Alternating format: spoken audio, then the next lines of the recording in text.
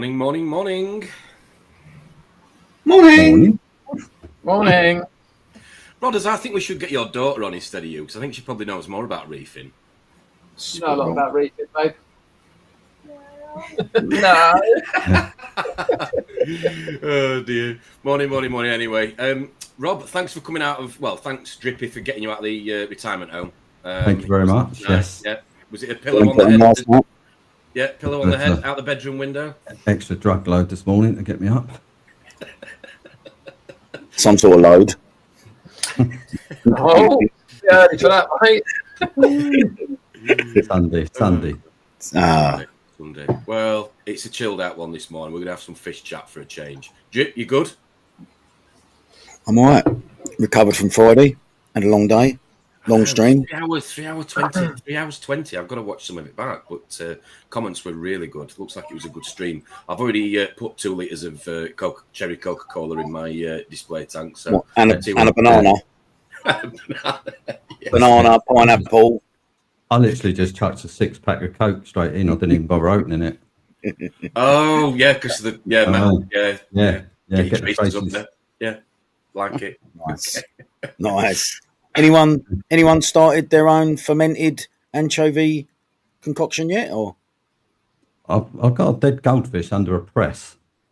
So I'm going to see how that works. Someone of the dining room chairs. He just sits on it every day. Yeah. nice. Yeah. Let's sit in some lemon juice for about a year and then add it in. Why not? What could go wrong? Yeah. Yes. Sludge that in. But we're going to talk about marine fish today, fishing the hobby. Maybe some controversial chat about fish that should be in or shouldn't be in the hobby and why, and what other people recommend, who eats who and who bullies who and all the usual. So get involved in the comments and have your say this morning. I'm just going to throw us straight in and say good morning to those 30 of you that have joined us so far. Set your alarm clock or giving us an hour. Thank you very much. Morning, John. Hope you're good. John Boy, look after his grandson. So on the phone, I'll get there. Critical Reef, good morning. C&C Reefs, hope you're good. We've got Anthony with us as well. Good morning. Hope you're good. Gaza, who was constantly badgering everybody on Friday to get his chasers answered. Did he get them answered? I don't know. Well, actually, hang on, Tom, just quickly. I did let everyone know, Rob, that you was okay to be private message. Oh. Have you had anyone? Yeah. Fair then. Yeah. It's Sunday, Rob. Come on. It's Sunday. I'll change the SIM in the phone. Ronald's with us. Morning, Ronald. Here he is. Morning, Ron. I'll go back to some of these comments about fish in a second. Reef Reese is with us as well. Good morning. Hope you're good. Nice to see you. I don't always know how to pronounce this one, so you're going to have to help me out here. I'm just going to say Mike. Good morning, Mike. Hope you're good. That's obvious, isn't it? What, you can't have a go on that? Come on. Go on. Go on, you're the host. Go on, son. Nihilus. Nihilus. The world's tallest reefer, Dan, is with us as well. Good morning, Dan. It'll be good. Dan went to AAC, I think, yesterday with some of the guys. Looked like they had a good time. What'd you get, Dan? Come on, you didn't walk away with nothing. Oh, Dan would be good for the discussion today because he bought himself a very nice tang. Oh, did he? What, yesterday? They are actually in the picture behind us four. Oh, nice. Oh, really? Oh, very nice. Powder blue. Very nice. Beautiful fish. Very nice. What else we've got in here? Melinda is with us. Good evening, Melinda. Morning, sexy pants. Sexy pants. Dirty D's Reef is with us. Good morning. Thanks for joining us. Jamie's in the house as well. Morning, he made Jay. an appearance at AAC as well. Yeah, looks like they had a good day. Mr. Coates, good morning. Hope you're good, sir. He is. Sunday to you. Morning, mate. Morning. Who else we've got? No, we're men. We don't read instructions. No. Harry, hope you're good. Here we are. The one and only Smashing Reef. Hope you're good, Tommy and Sharon. Nice to see you. Nice. Thanks. Barbecue. Yes, thanks for your donation. Yes, it's not arrived yet. Dave's Reef, good morning. Hope you're good. Benji's with us as well. Morning, Benjamin. Morning, Benjamin. How's Ben's tank coming on, Rodders? Do you know? Do you see much of it? I've just sent him my par meter actually a couple of days ago, so I think he was going to do some testing and move some bits about. So yeah, I think it's all going all right. Cool. He's just had his house finished now, isn't he? So Is he corals and fish in at the moment or no? yeah. Nice. Yeah. He doesn't put much of it. I don't see many pictures of it. Maybe I need to follow I him more on think Instagram. you probably will now it's all in and settled. Okay. Yeah. Curious to see, it looks like a nice tank. One that Vince did hang on. for him, is that right? Yes, He's that's saying- right. Yeah. He's saying he's got a Moorish idol. Yeah, I just read that. Baltimore.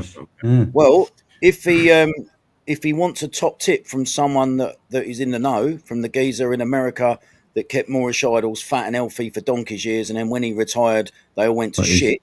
Does the anyone cocoa remember pop. what it was? Cocoa pop, man. Cheerios. Cheerios. Yeah. Cheerios. Yeah. He's just said that he's got sliced open by a tang.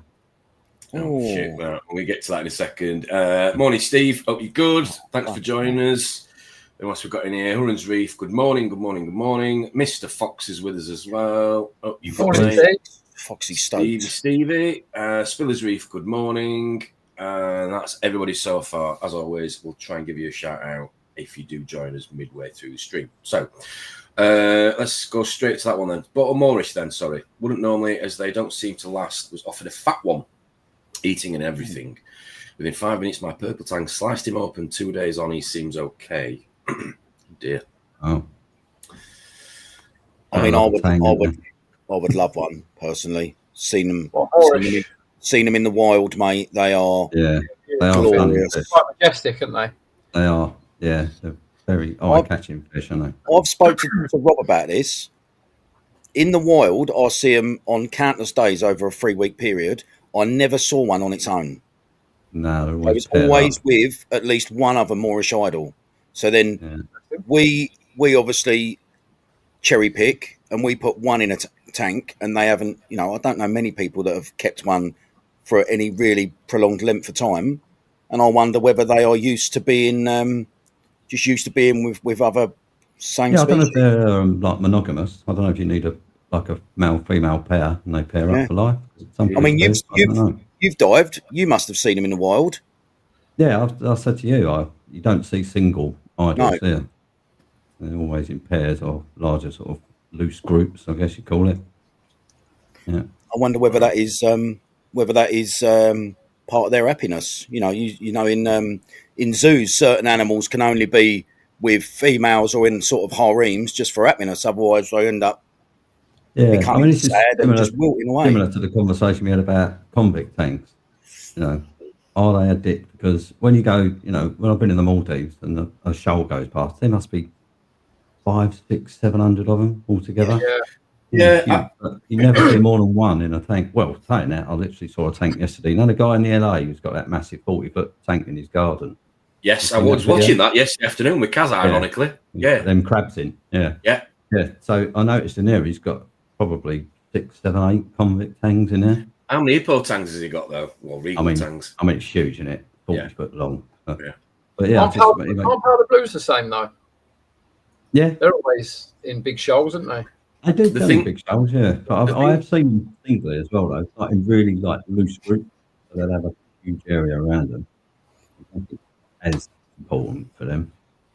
With convicts, I think I had, was it 5 or 7 that I got from, I tried to show them in the garage when I had, it was a 10-foot, well, it was 20-foot link system when I first did the garage. Yeah. And they literally did what chromis do. Now, I don't know whether it was because, yeah. They literally did the exactly same behaviour to whatever every group of chromis I've ever owned have done. They literally to start turning on each other. And then you've got the one that hides under the power head that doesn't eat, and then they just start. It was really weird. So I think you have to have a really, if you were going to do that, you'd have to have a really big system. Yeah, I was going to say. I think a lot of these things are just diffused by the size of the tank, isn't it? You know, a lot of the stuff we get, the problems we get with fish, is just down to tank size, really. Mm. Well, if you look at the size of your tank, which is probably, trying to think of anyone I know personally in the UK that's got a bigger tank, and I can't off the top of my head think of anyone. You've got a lot of tanks in there. Other than obviously the yellow tang people will see swimming behind me is yours. because that was getting a bit of grief from the comment. But other than that instance, any other major aggression in your tank? Not major, no. No, I mean, the soal's feisty, but you expect that from a soal, don't you? Yeah. And when you stand there and he's waiting for the food to go in, he tries to control all the other tanks, which is hilarious because there's too many of them. So he just goes around like a lunatic. But no, other than that, they're pretty natural. Just pick at the rock, and there's plenty of spaces for them to get through and hide if they need to. So yeah, not really.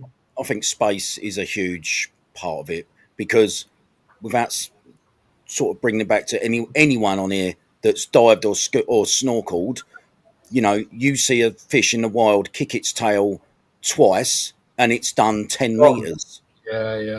Yeah, I mean, they do that's so old, the Achilles, they do my tank. I mean, it's 13 foot. They go from one end to the other. It's probably under 2 seconds when they I mean, it's amazing how quick they are.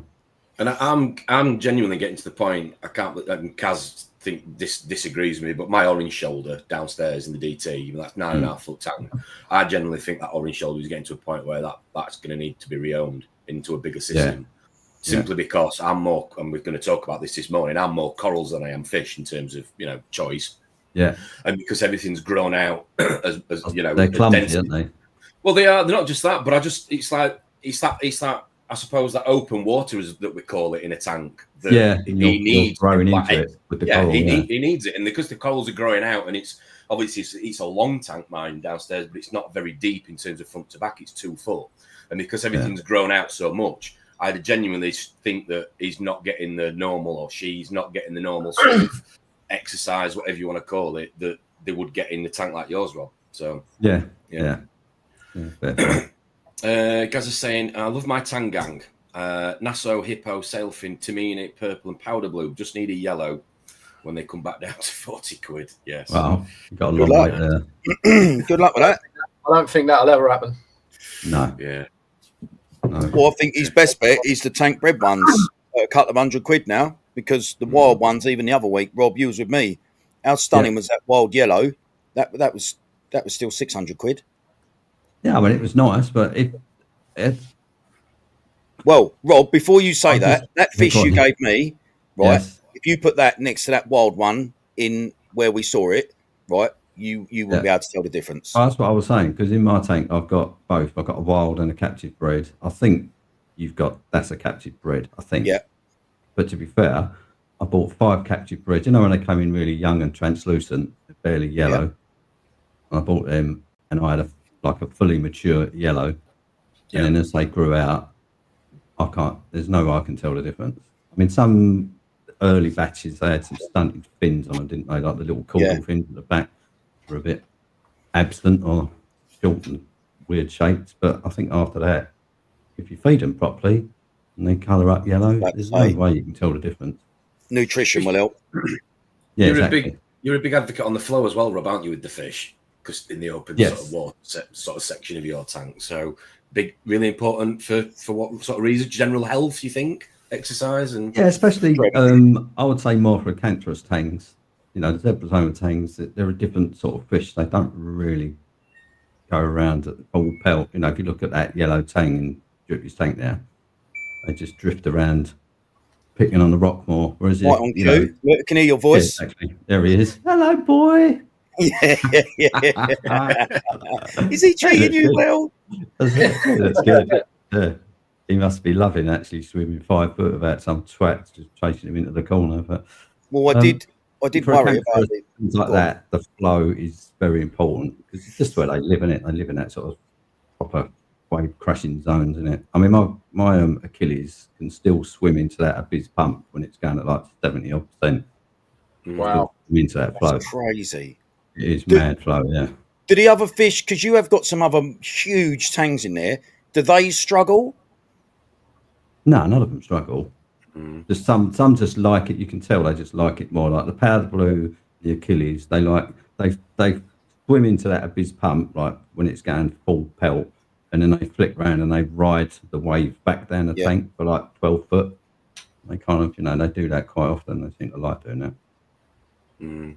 Just the shape of them, though, the more sort of I suppose, more torpedo shaped, aren't they? Coming through, you know, faster flow compared to like a zebra solar. Yeah, definitely. Yeah, I'll streamline for it.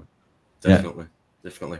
So, recommendations of minimum size tank, then, guys. What would you say is minimum size tank for some of these popular fish? Bit controversial, I know, but the tank police are going to be upset. Well, because so I'll start off by I've obviously got the gem tank, which was a really small one in this tank, and I know that this isn't going to get, you know, it's going to have to get moved into one of the other systems, you know, later on down the line. But what would you say minimum size tank for a tang would be? So like your yellow, your purple, your normal? It's got to be. Yeah, minimum. I would have gone probably 5, maybe. I mean, it depends front to back as well, doesn't it? True. Yeah. True. I mean, you know, it's difficult to say. I also think, I might be wrong, but I also think the smaller the tank you're going to put. Yeah, very true. Yeah, that's why I like to get that disclaimer out there first. You see, yeah. I also, the smaller the tank you house a tang, any sort of tang, I think it also makes a huge difference, the tank mates within that tang. Because a smaller tank, it's going to have less room to do its thing and have its personality be what it genuinely is. And I think if it's in a more peaceful tank with less tangs, maybe, you're going to have a better chance of any forms of aggression. Do you know what I mean? Yeah, it's like say if you put one tang in a 4-foot tank, it's probably going to do. You know, if it's a zebra zoma or something like that, it's going to be fine, isn't it? Yeah. But if you put 3 or 4 in there, even if they're like Tamini tangs, white tails, you know, the smaller ones, you're going to run into problems, aren't you? Well, I said to you when you offered me that, I said, Rob, my tank's only 5 foot, but I've only got a Tamini in here that's still relatively small.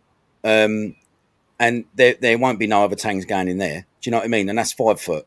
But that's just, listen, I understand everyone is different and impulse is a thing. Do you know what I mean? And, you know, all the rest of it. We've all done impulsive buys. But I just, you know, I've got that. At some point, I generally think that the masked swallowtail angelfish, I think that will outgrow this. Because that will fucking... They get quite large, don't they? It does. And because it's so... It bombs around at the top, and I look at it sometimes and I think, blimey, that at some point I think 5 foot will even be too small for that. But that's just because I'm conscious of it. Do you know what I mean? The minute I see a fish swimming to the edge of the glass and then nudging itself down or up, you kind of think, you know. Yeah, I mean, it's a telltale behaviour, isn't it? That if they do that weird figure of 8, when they swim along the front, go up the corner of the glass, flip back that to the other corner. Yeah. That is a sign that it's not particularly happy in the tank. Well, I had in the garage. I had the 5 foot little frag. Well, not little 5 foot frag tank that Drippy. Remember, I had that vampire tank. I had the Tamini, and it was a blue eye. Blue eye cold tank. Yeah. And the vampire and the cold tank sort of paired up, and the blue eye was bullying the Tamini, and the Tamini was kind of living under this small skimmer in the tank. It was feeding, you know. I've still got it. It's still alive. Excuse me, feeding. But we're on about aggression for a second, and that was sort of bullied into the corner. And now I've upgraded the tank, and I think it's 9.5 or 10 foot now. The coral, the tray in the garage, they're living in peace with one another because they've got that space. So it just doesn't go to show what we're saying, that it's a big issue. It is a big issue, and you can eliminate a lot. Same with feeding as well. I think feeding's got a big part to play in aggression. I think my copper band, if I didn't feed as heavy as I do downstairs, he'd hardly get any food because of all the other fish. Yeah. So you've also got, you know, the majority of fish, from what I've seen, and I've kept various species like most people. A lot of fish are territorial, you know. So in the wild, if something encroaches its thing, it will chase it out. And then that fish has gone 30 metres the other way and gone, well, I ain't going back there then. Yeah. Do you know what I mean? But in our tanks, obviously, it will get chased out. Well, it can only go so far before it's got to come back round the loop and it's there again.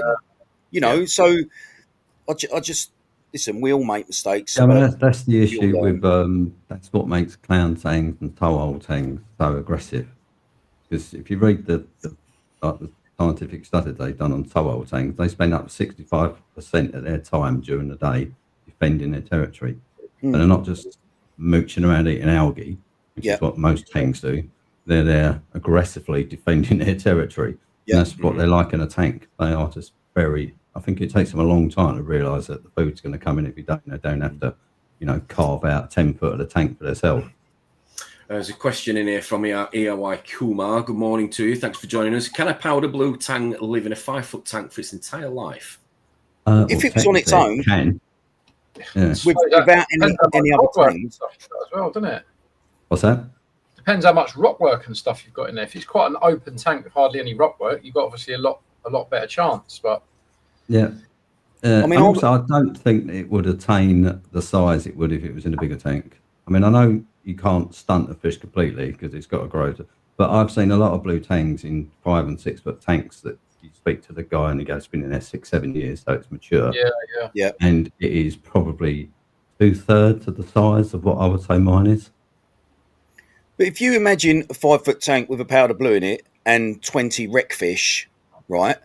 I wouldn't foresee any major problems. If you had a 5-foot tank with a powder blue, a sailfin, a purple tang and 20 wreck fish, there's a fair chance I would have thought you'll see aggression and then you'll see stress.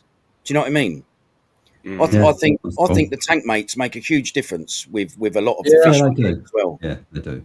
Yeah, in terms of stress levels. Ian was saying then about Rockscape though as well. I think that having the space, the real estate for fish to go and hide behind, sleep in, whatever, hide from one another, whatever is equally important as well. Because having one piece of rock and loads of fish, I mean, that's why swim throughs are good as well with tanks. Because in my tank, when that soul, when he's waiting for his food and he turns into a twat.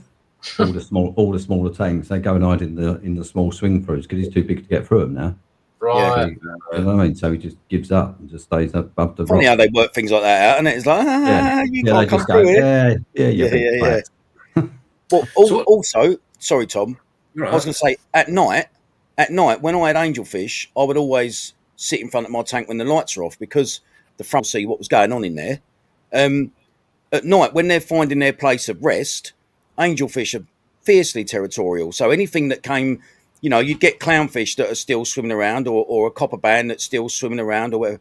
Mate, they would, if they went anywhere near their place of rest when the lights are off, mate, they would get fiercely run out of there.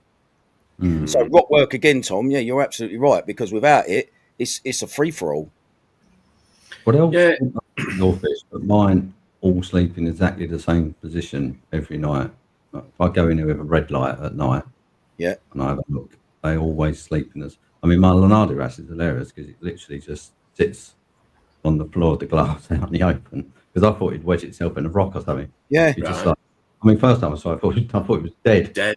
It's literally just laying on the bottom of the tank in the open. And I'm just going shit, and then every night just sleeps there. The one fish downstairs that I've never seen sleep, chill, relax, whatever you want to call it, is my copper band. He's always just pottering round while everybody else is doing their own little thing at night. Just eating whatever he can get. Yeah, my Achilles like that. I think that's probably the one time of the day where we talk about aggression again here. I think that's the one time of the day where he's left completely the whole tank to himself, unless he goes into somebody else's sleeping quarters and gets sort of like shooed out. I've noticed the same with a copper band. I'll sit there and I go, do you ever sleep? Because they are always swimming around. Yeah, I've noticed that, mate. Certain fish, yeah. I've done it with my Achilles because I've got the night vision camera, with the red light on it, and all you can see is the eyeball going along. Yeah. It lights up the eye, and he just slowly moves one end of the tank. They're all random times. If I have a look, 1 o'clock, I'll check 3 o'clock if I'm still up, still swimming around. So, I don't know how they get their rest. I've got certain fish. Half a brain at a time. Certain fish will go in rock works. The Royal Grammar has got its little spot. Yeah. Certain fish will hide in and amongst the rocks. The clownfish are always out and about. I think like the weirdest tang for doing strange stuff is regal tangs. Yeah, they are so weird. They post themselves like a letterbox down in the crate. Hence why it took me a month to catch the fucking thing. Yeah. Oh, Nice. mate. We've got in here. Morning, Dave's Reef. Hope you're good. Good point here. I have an eyeline tang. Not heard of an eyeline tang before. No. That has grown from 2 inch to 14 inch in 30 months. Wow, that's some growth.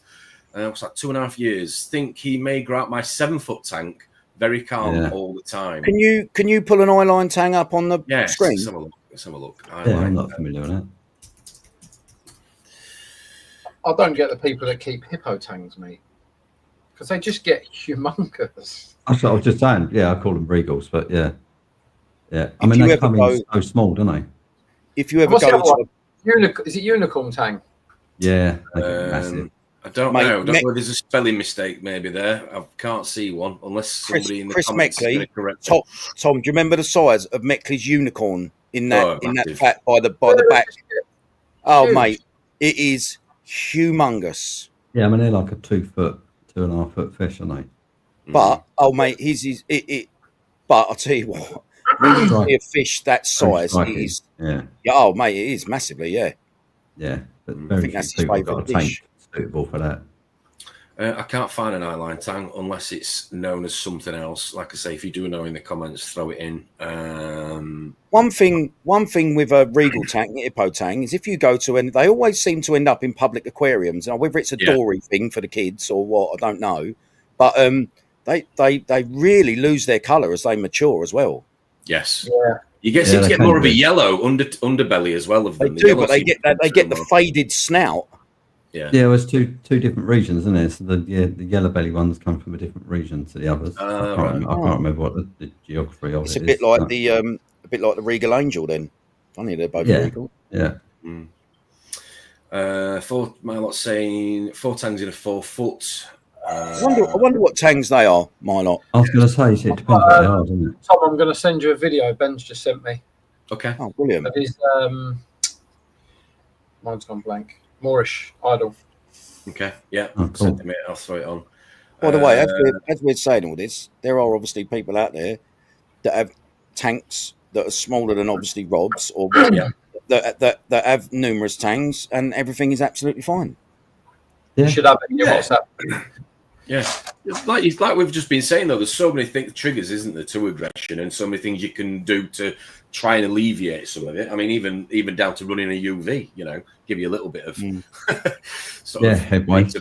Yeah, a little bit of headway. Yeah. That was one thing. That was one question I forgot to ask Dong on Friday about whether he runs UV on his systems. Yeah, I don't know. Dan's saying here, I've got Tamini, Silver Spot, Powder Blue in my 5 foot. I'm done for tangs now. Yeah. Never had a Tamini. They're constantly picking, to be fair. They're constantly grazing. They don't get very big, do they? No, it's 6 inches. No, they don't, actually, yeah. No. 6 inches? Don't think I've ever seen one that big, even. What do you think to the term grow to the size of the tank, then? I think to a certain amount they do. Yeah. Okay. I definitely think they do. I don't think they reach like full adults. And also they do that weird thing where they grow really quick in the first 2 years. Yeah. And then they really slow down, don't they, for the rest? Ah, Melinda, thank you. I also do Samari. I nearly said do Samari because I've got a Samari tank. Yeah. Let's have a look. They're nice. They're nice fish. They're subtle markings, but they get big. Ooh. Yeah, they're nice, aren't they? Let's have a look. Yeah, they've got a lovely sort of yellow marble sort of pattern on them. Yeah, let me just share this screen. There. This one? Yeah, pretty fish. Yeah. Is that the right one, Rob? Yeah. Nice. Surgeon fish. Surgeon fish. Acanthurus. Yes. Oh, nice. Yeah. It looks like that does get big. Yeah, it does. Yeah, it does get big. It's going to be the biggest fish in my tank. Really? Wow. Yeah. Blimey. That's why he's got it. Yeah. King Daddy. They're quite chilled as well, actually. So I wonder if your sow behaviour changes the minute that fish starts getting the same size and then bigger. Well, he's not far off him now, to be honest. But he's just a different fish. He's not aggressive, really. Yeah. So you don't really take a lot of notice, to be honest. Well, this yellow tang ain't got an ounce of aggression in it at all. It's bloody peaceful. It's absolutely glorious. Well, that's probably why he got picked on. He's a wimp, isn't he? Yeah. Well, can you remember you probably can't. because there were more important things happening at the time. But last sort of year, I had the purple and yellow turned on each other. Do you remember in the display tank downstairs? And they've been together, those fish, in 3 separate systems. And this is the biggest system they've ever been in. And I've never had any aggression before. And all I can put it down to is that the yellow tang, it's a wild yellow or Hawaiian yellow, had grown to pretty much the same size as the purple, and that's when the aggression kicked in. That's all I can put it down to, because they've been together for so many years, like 10 years in 3 Yeah, that is weird, isn't it? Might have started to feel threatened. That's what I'm saying. I think it was literally because the yellow had always been slightly smaller than the purple, and the purple had always been the more dominant one. And then literally, Tim was with me, wait for reef. They were doing the, I'm not going to call it scissoring on a Sunday morning, but you know when they use the I don't know what you call them, the tail sort of the scalpel, the scalpel at the back, and they were ripping the hell out of each other, and nobody was backing down. They were that if I'd have not separated them, that would have just one of them would have ended. They would have fought to the death. Fought to the death. So I used the Nios fish trap, and of all the fish to go in the Nios fish trap, my orange shoulder went in and it bent on the inside because it got that big. Orange shoulder itself around. Yeah, love it. And the orange shoulders, what, drip 10 inches long now? He's a big one, big fish now. Is your one super friendly? Because they seem a very friendly, like you can hand. They are. It is a very friendly. It is a very friendly fish. Yeah. So we're back to aggression for a second. This is also the same fish, bearing in mind 10 inches or so long. That when the chromis or the clownfish lay eggs, it won't go near them because it's scared of them. It's unreal. It's unreal. It goes just like the foxface changes colour. It goes black. It changes its colour from getting stressed, and it won't go anywhere near them. What was it? What was it we had on a live stream once? One of your fish wouldn't go past halfway. That's it. The orange shoulders. The clowns had laid eggs on the inside of the weir, and the orange shoulder wouldn't go past the other half of the tank. They can be aggressive though, clowns. Oh, big time. Oh, they are. Yeah. Well, I see someone somewhere had been done by his maroon clown. I've never had these 2 little things in here, mate. I've never had no problems with nothing, but they're just standard. On your arm. Oh yeah, I've not had no trouble, nothing. No, maroons. Yeah, they can draw blood, can't they? When they bite? Yeah, it did. This one, I forget who it was. It must have been on Instagram. I was flicking through, and someone had put, nice one, maroon. Oh, don't worry, I'll feed you the same time later. Don't worry. I often wonder when I have my hand in the tank, like if that, like the large naso or the salt, if he decided to slice me with the scalpel, how much damage it would do. I do think. Well, I was always wary of them. Go on, Jim. No, go on. I was going to say the most aggressive fish I've ever had was ironically a jade wrasse, and it was in my garage system. It was in an 8-foot tank, and the fish itself was probably about, I'd say, 5-6 inches. It was fully adult, and it had sort of lost its colour. We're talking about the regal. Yeah, they always do that. It sort of just sort of paled out a little bit. And whenever you put your arm in there, if you moved anything around, she would always draw blood on the inside of your forearm. Always. Crazy, isn't it? Always. Wow. And the worst thing is you knew it was going to happen. You're not. But you were more apprehensive of when she was going to do it. So you were just waiting for it. Yeah, waiting for it. Yeah. Yeah, I don't think I've ever been bitten and had blood from a fish. You ever been stung or anything, Rob? No, that's what I was going to say. My foxface was the only fish I was really wary of, because when they're anywhere near you, obviously they fan out in defence, don't they? And that was the only fish I was wary of. I've been bitten by a moray eel, but that was when I was diving. Yeah, they reckon the sting's worse than a lionfish, foxface. Oh, really? Yeah. Wow. Well, I just have the fear of one of the spines snapping off in your finger and all. Do you know what I mean?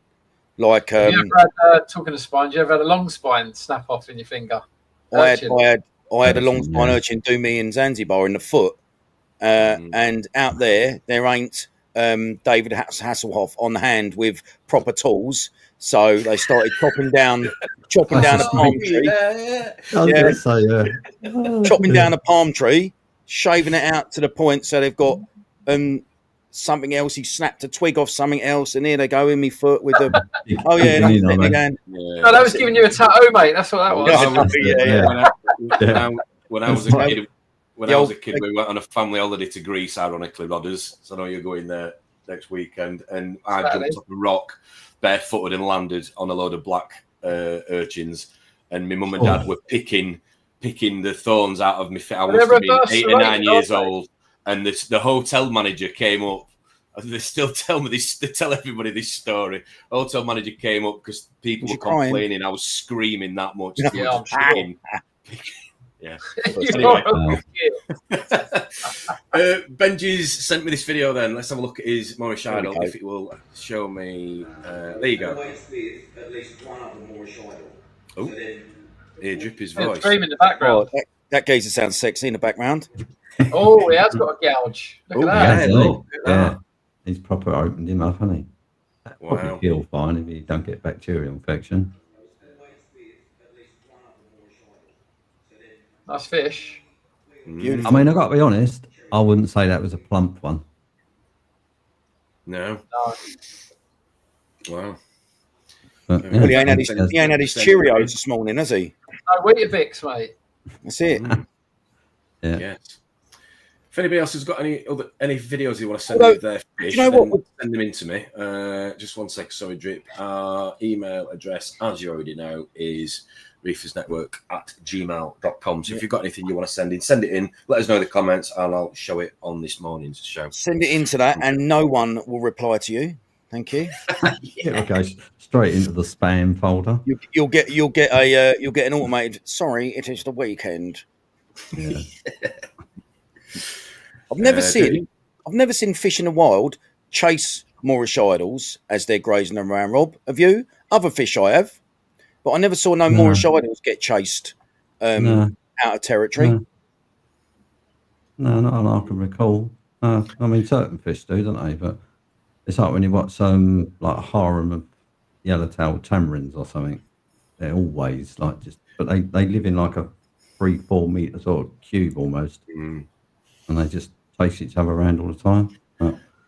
We've talked quite a bit about tangs so far this morning, but I think one of the fish that I've always personally struggled with, as Melinda's pointing out in that video that Ben just sent in to me, is anthias. I've always struggled with anthias, and I've fed them like multiple times with auto feeders.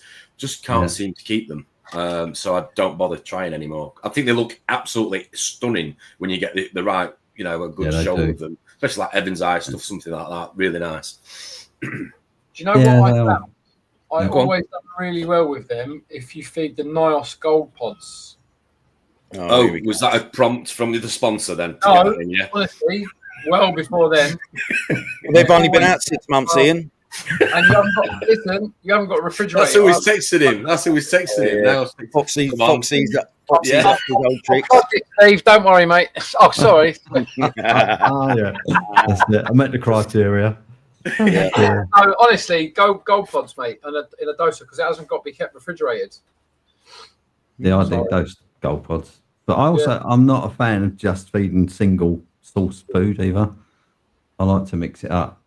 I mean, gold pods are fine, but I wouldn't only feed them. Yeah, I mean, I didn't just feed that. I mean, just for the amphias. But obviously, I use like flake and other frozen and other bits and pieces in. But do you think it is just the feeding then that people struggle with? Why people struggle? No. With? Or do you think they're just a fickle breed in general? Because I don't think it is. I found it's a space issue again, to be honest. Oh, do you? I also think it's a hierarchy thing. From what I've noticed in here, I think some of them obviously, like most, they grow at different speeds, and once 2 or 3 or 4 get to the same size, which is bigger than some of the others. Because listen, how many people put 1 or 2 amphias in? They don't, do they? They normally put a collective in, don't they? 5, 7 amount, didn't you, in the shop? Yeah. And I've noticed the big ones will hang out on this side together, and the ones that ain't as big over time have ended up over there. And very rarely, after they initially get put in, once they start, they sort of separate. It's big and small, and I've found that the small ones, all right, when they're eating, they might mix together. But you see them on a reef though. When you see, I mean, you'll see if you do certain dives, they normally call them like the aquarium or the fish tank. Yeah. The dives where you see just thousands and Yes, thousands. thousands and Yeah. thousands. Yeah, I mean they look absolutely stunning. But if you actually, Rob, that a lot of them might get picked off, but because there's so many, you obviously don't notice it. I think there's a continual turnover because they're always breeding and spawning and replenishing. Yeah. And also, if you actually look at the physical space they take up, even like if you're in the water and looking, they look like they're a massive shoal. But if you look at the space between the individual fish, in the size of your tank, you probably have 3 amphias in a 5-foot tank like Drippis. But because they're just in such a large body of water, they look like they're proper shoaling close, but they're not really.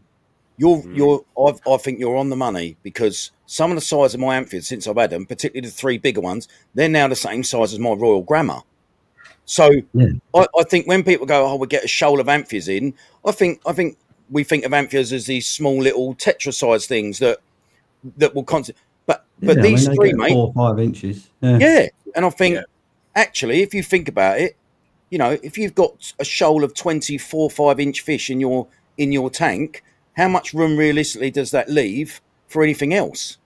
Yeah, and all that behaviour you see, which people like when you go diving, is they're aggressive little fuckers, really. I'm not swearing, am I, on a Sunday? Sorry. They do say that a shoal of amphias are really good to control your chromis, aren't they? If you have a shoal of chromis, because your amphias, from an aggression point of view, your amphias apparently tend to be the most out aggressive. Yeah, the chromis. But ironically, the amphias I've found are very similar to chromis when it comes to night and sleeping. They look for the like Drippy likes the cave word, the crevices and the caves. And I've had many a time I've lifted a piece of rock work out, or I've done something and there's been an amphia bent double in it. I don't know how, but they just get into the smallest of holes. Yeah, I mean, I think I've got about 15 or so. I've got the carburetor in my tank. Yeah. I think they act probably more naturally as well, because they've got those big tangs flying around the tank as well. Yeah. So they have sort of fish which make them think they're. Another thing that makes me think what I'm seeing and then attributing in my mind to what is happening is the smaller ones stay quite close to the rock work. Well, that to me is a defensive position or strategy. Do you know what I mean? So where the bigger ones will be out in the open water, the smaller ones will be down by the rock work, almost like they're by the exit door, and when it comes, they're there. So that to me is a defensive sort of mindset of that fish. Yeah, well, it's like the chromies, isn't it? When you go near the chromies in the wild, they just literally disappear into the heads of the corals. Yeah, and they just go. They're amazing to watch. You say that, although.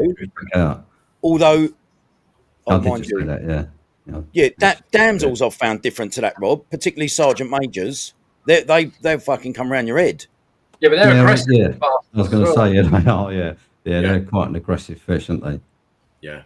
Yeah. My chromis will take on anybody in that tank when they're laying eggs. They are so territorial and protective over the egg clutches. They just go nuts.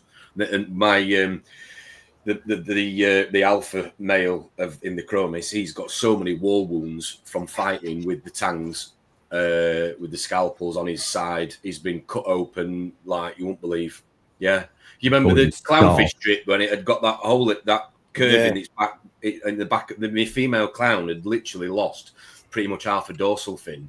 And I thought she'd been. It was when she was pissing around with the clam, if you remember, about a year or two ago, when I first got the tank wet downstairs. And I thought she'd been nipped. Yeah. But it wasn't until sort of 6 months or so later that it was she was protecting the eggs, and it was the orange shoulder that had sliced her open again. Pretty similar to what you've just seen on Benji's video with the Moorish idol. So I wonder in the wild if fish like chromis lay eggs on the reef. With the power of the ocean, how often are them eggs actually stuck there, or how often of them get flipped and flown? So in the wild, they're sort of protecting for a lot less time, because the current and the strength of the ocean has had them blow off that coral reef, and they're now, a million miles away. Whereas in here, which is nowhere near a replica of the ocean, predation would have been their biggest. I don't know. Do they have to be cleaned, like what clownfish eggs do until they hatch? to stop algae and stuff. Yeah, I imagine so. Yeah, but I would have thought in the wild there's going to be wrats and everything just wanting to eat. Well, I have that with the chromis, and they protect they're constantly on watch 24/7 with them. And then lo and behold, my tuxedo urchin just turns up like a lawnmower. They have absolutely and just like an algae scraper straight across the eggs. Yeah. And I've even had the chromis like headbutting them. I don't know how they've not ended up with spikes in them, but yeah. Brilliant. Anyway, Harry's saying get some Selcon in it. You guys using it? Yes, I have in the past. I don't use it anymore. You use it, Drip, do you? All the time? Yeah. Just soak your food in it. I make a batch up in one of the little squirty little cylinders, little plastic cylinders, and I'll probably normally do 5 days worth, so which is normally filling it to the brim. Add Selcon. I also add some of the pica plankton from Captivate, so that when I'm squirting the food in, obviously I'm also adding stuff for the corals. I don't add Benny Pets. I put brine shrimp, mysis, pods, Selcon, pica plankton, RO water, but then I'm also feeding live brine shrimp. No, not yet. No, I'm also feeding live brine in between the feeds that they get. Live pods, just a few things. They get the nori. It's certainly, I think, I've had the Selcon now. I would say. I was going to say, did you start using that for a particular reason, or? Well, it was known. Paul Hughes let it be known. I've done my own reading on what Selcon is, vitamins, and if anything is going to help my fish for the sake of 30 quid, and it's a bottle that's going to last me a long time, I'll absolutely give that a go. Have you noticed the difference? I think the colours are absolutely more vibrant. Yes, I do. Wow. Okay. Yeah, I do. You ever used it, Ian? I think I've used it years and years ago, but not for a long while. Is it not just vitamin C and something else? Spirulina or some... Spirulina, yeah. Is that not what Spirulina? Is that with your... That's his refugiasm on a Sunday morning. Yes. What was the other one? I come out of another one the other day. I can't remember what it was. I did come out of another classic. Yeah, throw it in the comments what you feed your fish. That'd be interesting to know. Mo's saying he uses Benny Pets. The Nios Liquid Red gets amazing response. Unreal. Yes, very similar to Minette, Fawn and Marion. On that note. Yeah. Someone playing Connect 4. There you go. There's no one even in here. Is Drippy considering fish sauce? No. I won't be considering fish sauce. No. Oh, yeah, Ron used it. Yes. I wonder if did he start when he had HLLE, maybe? I've had a few conversations with people where I and it's only because I am an idiot that I think to myself, I've done a lot of stuff. Rob, I've spoke to you about it. When you look at what humans need in vitamins and minerals, and I think, well, why wouldn't a fish need it? There will be some differences, understandably. But, when you look at Dong, who's got that fermented anchovy sauce, well, a lot of that in there is going to be fish oils. Well, we know that fish oils are extremely healthy and positive for omega-3 oils. I think there'll be... just because they're a fish, we're a human being.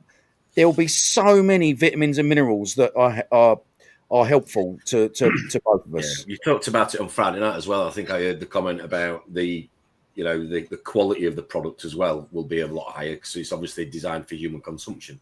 So there is always that aspect as well. Well, I'll tell you another thing I discovered, and listen, there will be people in here that found this out donkeys ago, but you find out when you find out that for years I was buying the blister packs of the mysis shrimp, and for whatever reason, I just started reading the back of it.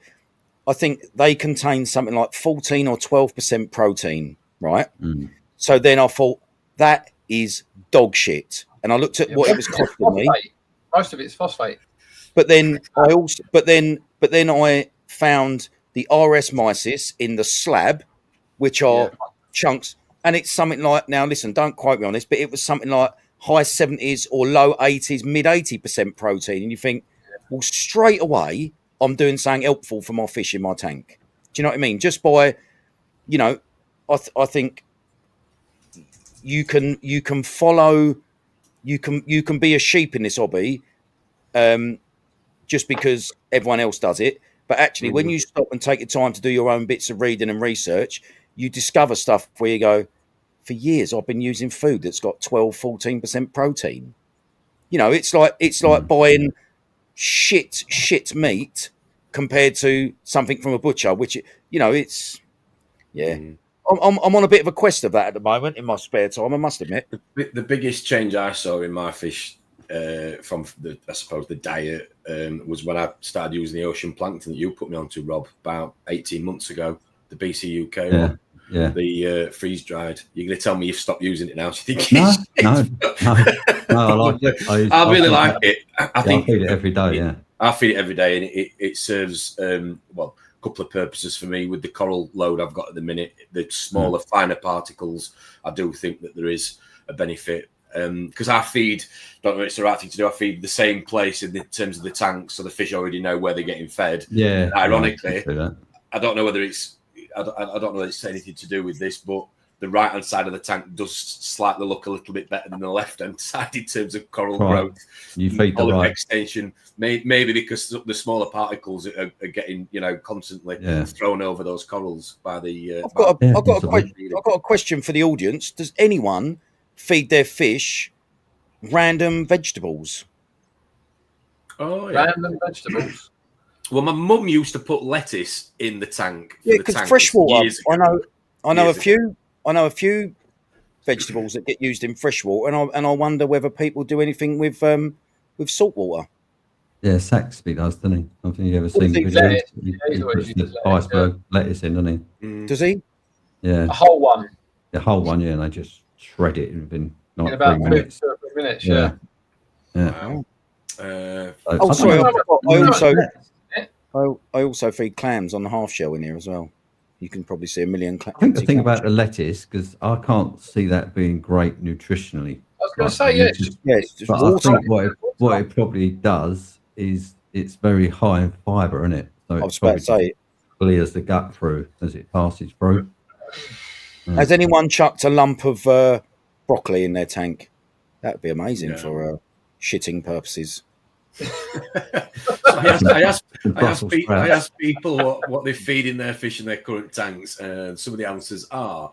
So Harry's saying, I'm still using blister packs. Often wonder if I should look elsewhere. Drippy, based on what you're saying. Try Oris mysis, Harry. Look at the protein content, mate. The only thing I'd say, you know what you were saying about those blister packs? You'll find that if you're using some sort of ferric iron oxide media to remove your phosphate, you'll use like half the amount if you change from them. Yeah. Because you've got a lot less ash and crap going into your water.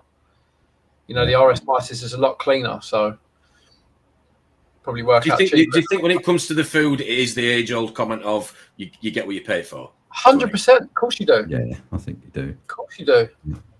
Okay. Real Life Reefing, good morning. Thanks for joining us. Lovely avatar. Very cool. 2 cubes, mysis, 1 krill, 4 feedings from an auto feeder of mixed pellets, nori, few squirts of Nios Gold pods. The frozen and the pods are mixed it up. I had a wee bit of the Nios Biotic as well. Wow. Yeah, that's a good mix. Do you ever use like the frozen seafood mix from a supermarket, Rob, and just blend it all up and make your own? I haven't. No, I keep thinking I should. I did. Right. I did for quite a few years. What I was finding... Is it quite oily though? Well, I did it twice. The first time I blended it too much, so it was a slop. Right.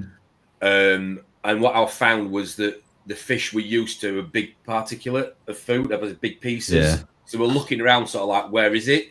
Yeah. So obviously like a can of soup. Yeah, basically I poured a can of soup in the tank. Right. And then the second time I did it, I don't think I'd got the balance right, and some of the bits were too big, so they were getting stuck to like the weir, and then they were just rotting. So I think you've got to get the balance right, I think, with that. Yeah. Doing it. I'm going to say I buy the slabs of frozen, also mysis, brine and krill.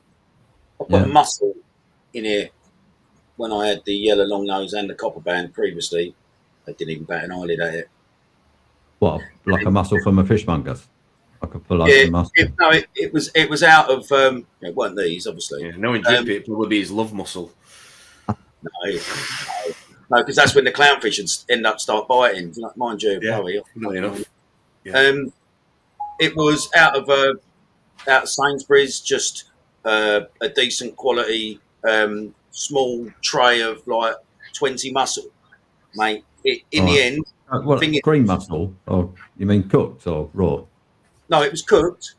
No, it wasn't. What was Right. it? Was it cooked? I can't remember now. I've still got them out there. I'll go and have a look. But with the flow in my tank, obviously, I tried to put it on a peg. Someone knocked it off, and then it just gets wafts around. And then obviously, I've got that decaying in my tank. Do you know what I mean? Yeah. So Yeah. it was, Do the crabs and snails and stuff not eat all that crap though?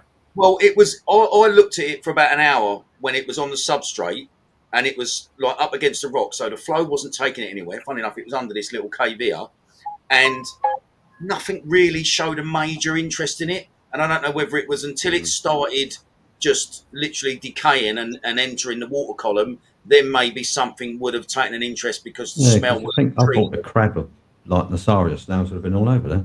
Yeah, that's where you want brittle stars or something like that. Yeah. Yeah, no, you're right. Ever fancied a banana?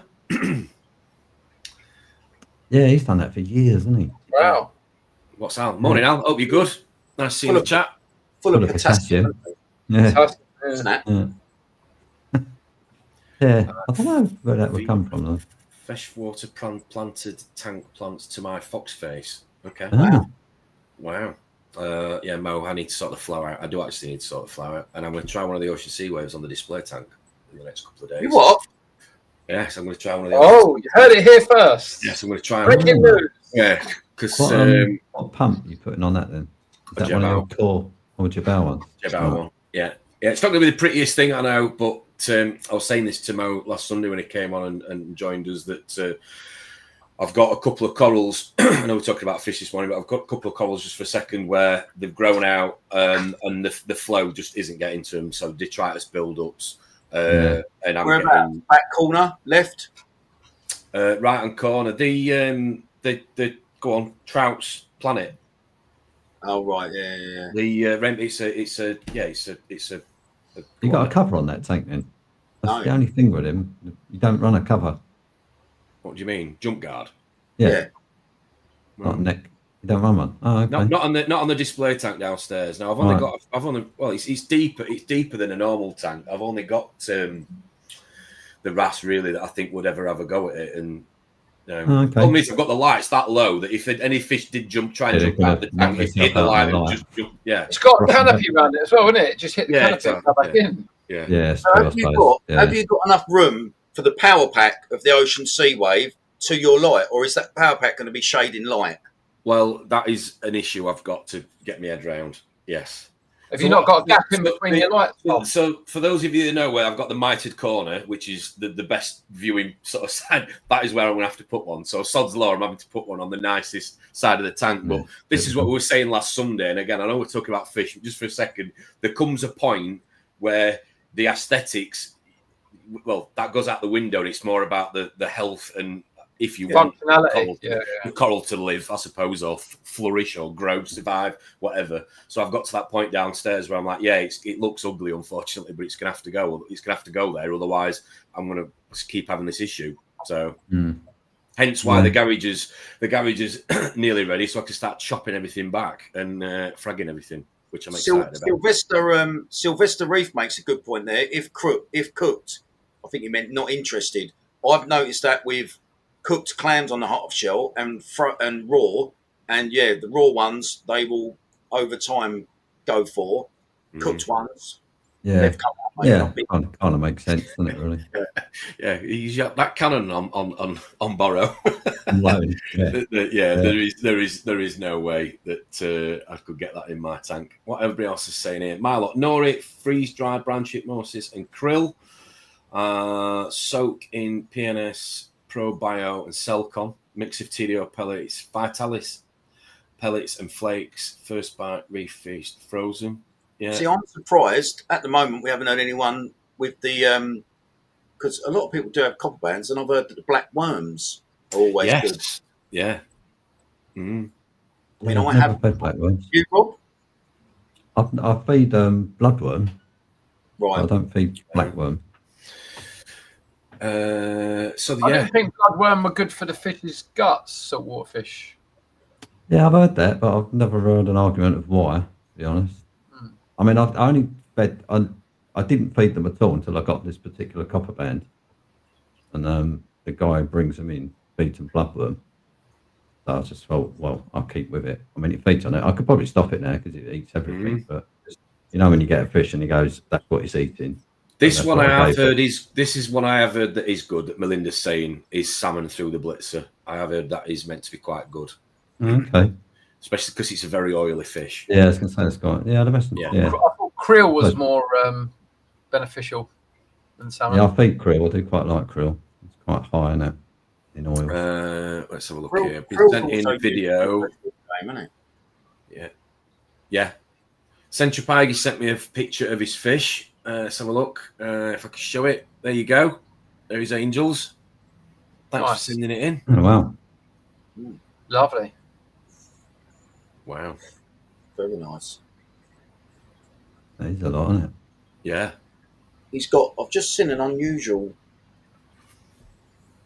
What There's is a that? lot In it? Is that a multicolour? The white. It looks white with a band over his head. Is that a multicolour? Yeah, the one up the top there. No, it's on the far right hand side now, underneath his power head. I wonder if that's a multicolour. Oh, that one. Right. Very nice. Yes. There's a lot, isn't there? Yeah. There is a lot. Big cream. Is that Yeah. cream? That look, that's biggest cream I've ever seen. They all look nice and fat and healthy. I know Yeah, that. they do look nice and fat, don't they? Yeah. Yeah. Plenty of caves there, drip from all. There you go. See, particularly Centropige, which a lot of them are. There, Steve. Look, bicolour, Steve, for you. Look. Yeah, multicolour is saying. Beautiful, mate. Yeah. Yeah. Isn't it funny? I never thought I could actually look at just a fish only and think, wow, that's really nice. But it is. Yeah, it's very rare, isn't it, to see? Those nice keels as well. Good contrast of colours though as well. That's lovely. That keel, that black one with the white marking in the middle, but it's got yellow underbelly. Is beautiful. There's a few Thanks for quid in sending there. that in. Yeah, there is. There is, isn't there? Yeah, thanks for sending that in. Very Terry. nice. If anybody else I has wonder got if- it, send them in. I wonder if Terry has ever tried a coral in there, because I didn't see a coral. Did anyone else? No. No. No, look devoid of anything else other than fish and rock. Also use First Bite Reef Feast, which also contains Mitis RS and Calanus, Nori pods, etc. Yeah. Wow. Reef There you fish. go. Yeah. What's Yeah, I it think for it bringing is. out the orange? Yeah. Probably a bit of tango. Very good. Very good. Very good. So we talked about aggression and diet. Anything else? Yeah. Come more. Well, I mean, I'll tell you the story. So this morning, obviously, I've come into my little spawning tank, and that crocodile pipefish, which Drippy gave me, has got its tail wedged into the power head. So the power head stopped spinning. Yeah, it's kind of degloved probably 3 inches of the back part of the fish. Still alive, but I'm not holding out good hopes for it. But so fish like that, they can't swim. I know it sounds a weird thing to say for a fish, but they're so weak at swimming that I can't see how you would put that in any other tank other than a specialist tank like a seal's. Because basically, it's exactly the same as a seal's, really. They're from slackwater lagoons, aren't they? With no. Yeah, and there's seagrass fish, and exactly, very small amounts of current. And you know, even though that power is not on high setting, it just hasn't got enough power to be able to swim away from it. So, I mean, fish like that, I don't know, Chippy, you said that Mike reckons that you can stick that in a mixed reef tank and it'll be fine, but I just think they'd starve. Yeah. Because all the other fish are so quick to pick the food off, there'd be nothing left. They're just so slow. They're so slow at swimming. I've had to feed a lot as well. Because, like you say, they drift towards it, and then they stare at it. By which time the Rash just goes, "Thank you." Yeah. Yeah, and then as they're getting near the food, the parrot blows them like halfway down the other end of the tank. Yeah. Well, So they're not. I think looking back, I've seen the I've seen it. Obviously, I went and picked up Josh's reef casser, which when you buy one of them, obviously a lot of the equipment is there and ready for you to set that tank up. That's part of their big selling point. And I saw the size of the return pump, so I could sort of in my mind gauge an idea of the pressure and flow that would be coming out the return nozzle. And I think that is probably an extremely relaxed flow would be, you know, the only sort of way to go to keep fish like that, because predominantly their life, their stability is their tail gripping onto something and holding them just swaying along very gently. Yeah, you can't have an internal power head, really, can you? It's just got to be a weir and a return to give you enough. I mean, the same with the I had the Cassiopeia, you know, the upside down jellyfish. No. You ever say no? No. I mean, they're quite weird, but they're photosynthetic. So basically, 99% of their life they just sit on a sandbed and pulse, and they just use the light photosynthesis because the like sounds like me on a Friday night. But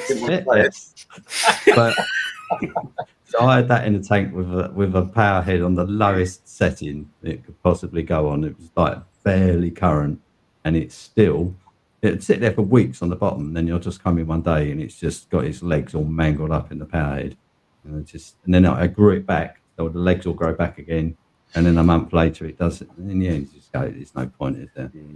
So you've got to have a very specific setup for certain species of fish and things like that. But go on, Drew. They're a lot smaller, and I mean a lot smaller and thinner pipefish that don't rely on hanging on to seagrass or anything with their tail, who have that very small paddle on the back of their tail, navigate their way. Yeah, I've got a pair, haven't I, in the same tank of that crocodile pipefish, and I've got the blue stripes, and I've had the Jensen flame as well. They haven't got the surface air either to be hit by the current as much, have they? Because they're quite big fish, though, crocodile pipefish. No, it's about like a foot long, isn't it? Yeah. And they're a weird shape. So, those smaller pipefish do pretty well, actually.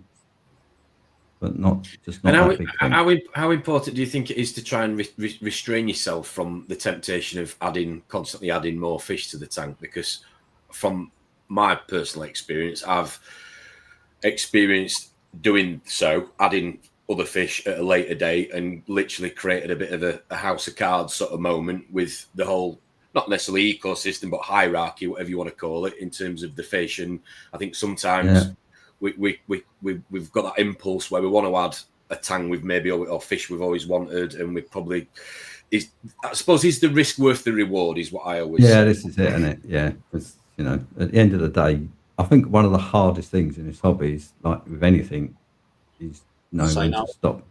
Yes, and it's just knowing when to. It's the same with sticks, isn't it? You just keep going, you can never squeeze another one in there. Yeah, exactly. I'll squeeze another one in there, and I'll put that one on top of that one now because I'm bored of that one. Yeah. My display tank is beginning to look like a frag tank on steroids. For that reason. I mean, you're right. At some point, I mean, I'm kind of there now.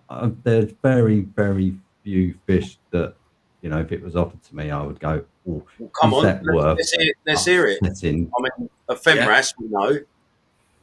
Yeah, I mean, basically, it's red-tailed tamarin, because that's never going to come in the hobby again by the looks of it. I mean, and can you imagine? I had a stunning one, and I gave it away. Can you imagine anyone doing that? Yeah. Imagine if they had one and gave it away for like a naso tank. Can you imagine what sort of absolute? Oh God! I mean, what a moron! Yeah.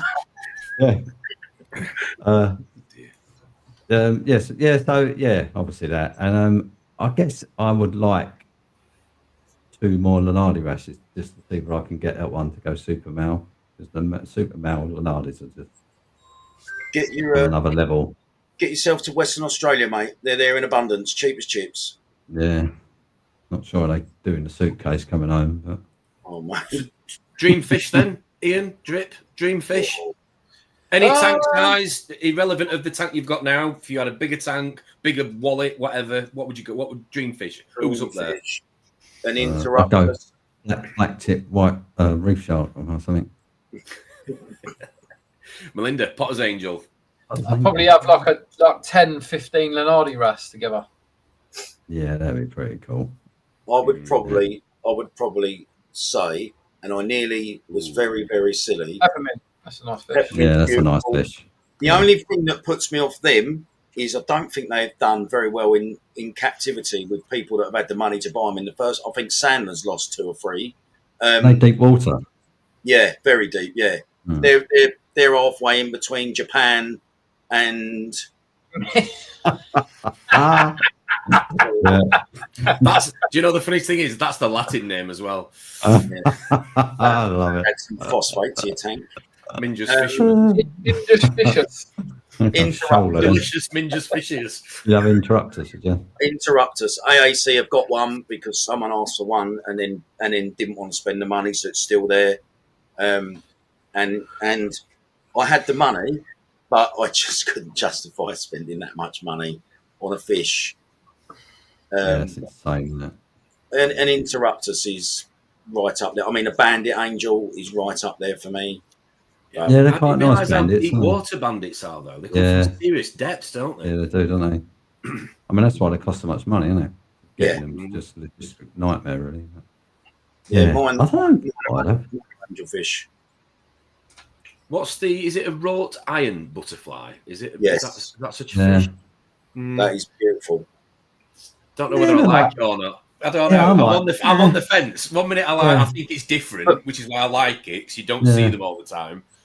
It's a bit too close to the black tang for me. Yeah. Yeah. Conspic, saw one of them in Australia. That's what makes this hobby so great, though, isn't it? Because Rob's different to Tom. Tom's definitely different to me.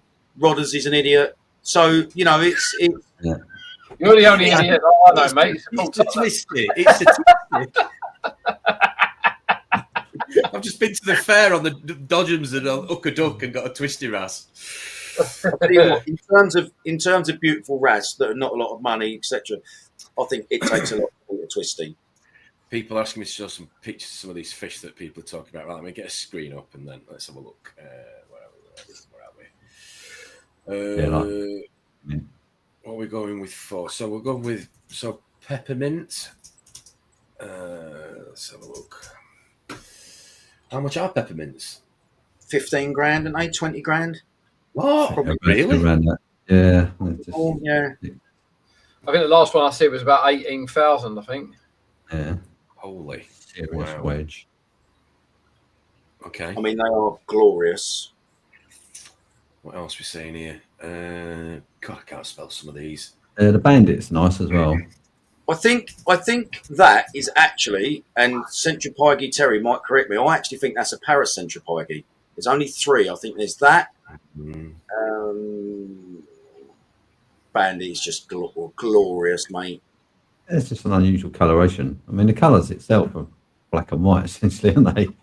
I just think if that's in your tank, that is you're in. That is, that does it for me. Wrought iron. Nice hair, you. Yeah, that's Rob 40 years ago. Doing well, it's done. There it is. Nice. Yeah, they don't do a lot. They're just different, though. I think, aren't they? I think they're just different. Yeah. And ultimately, they'll have your corals. It's like a snake skin on a fish. Yeah. It is. I love patination. Yeah. Wow. What about you, Tom? I always wanted a pair of crosshatch triggers. Oh, really? The Hawaiian. I know they're a little bit controversial. They do get quite big. I do like fish.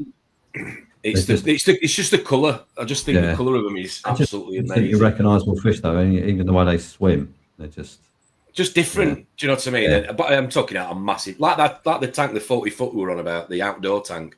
That's it's got some lovely triggers. It's got some amazing fish. Yeah. And he's so how yours is big. Rob, all jokes aside, but holy Christ, That is a serious big fish. It's like the size of a Polaris sub, isn't it? Absolutely massive. I watched the video where he just walks on the top and he just feeds it. And I think one of the questions from people watching the videos has been birds. Like predating them. He's got the fishing line, hasn't he, around it and whatnot. But it has to be a big heron to get one of those. That's so allowed. Triggers are one of those fish. They just have a different way even of swimming. Do you know what I mean? They're just interesting. Yeah, they are. You see what Mo's put? He had a bandit hand caught in Hawaii. DOA though. I mean, that's gutting. What's the rat stands up like that? It swims along. It's got like a long beak. Cornet. I'm trying to think the name of it. It sort of swims and then it just does this all the time on the sand. You sure it's a rat?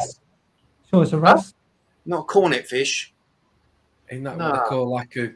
Is it not a glass fish? Is it? I'm sure Vinci have some. I'm sure Vinci fish. Dead fish. What you're thinking of, like a razor fish or something.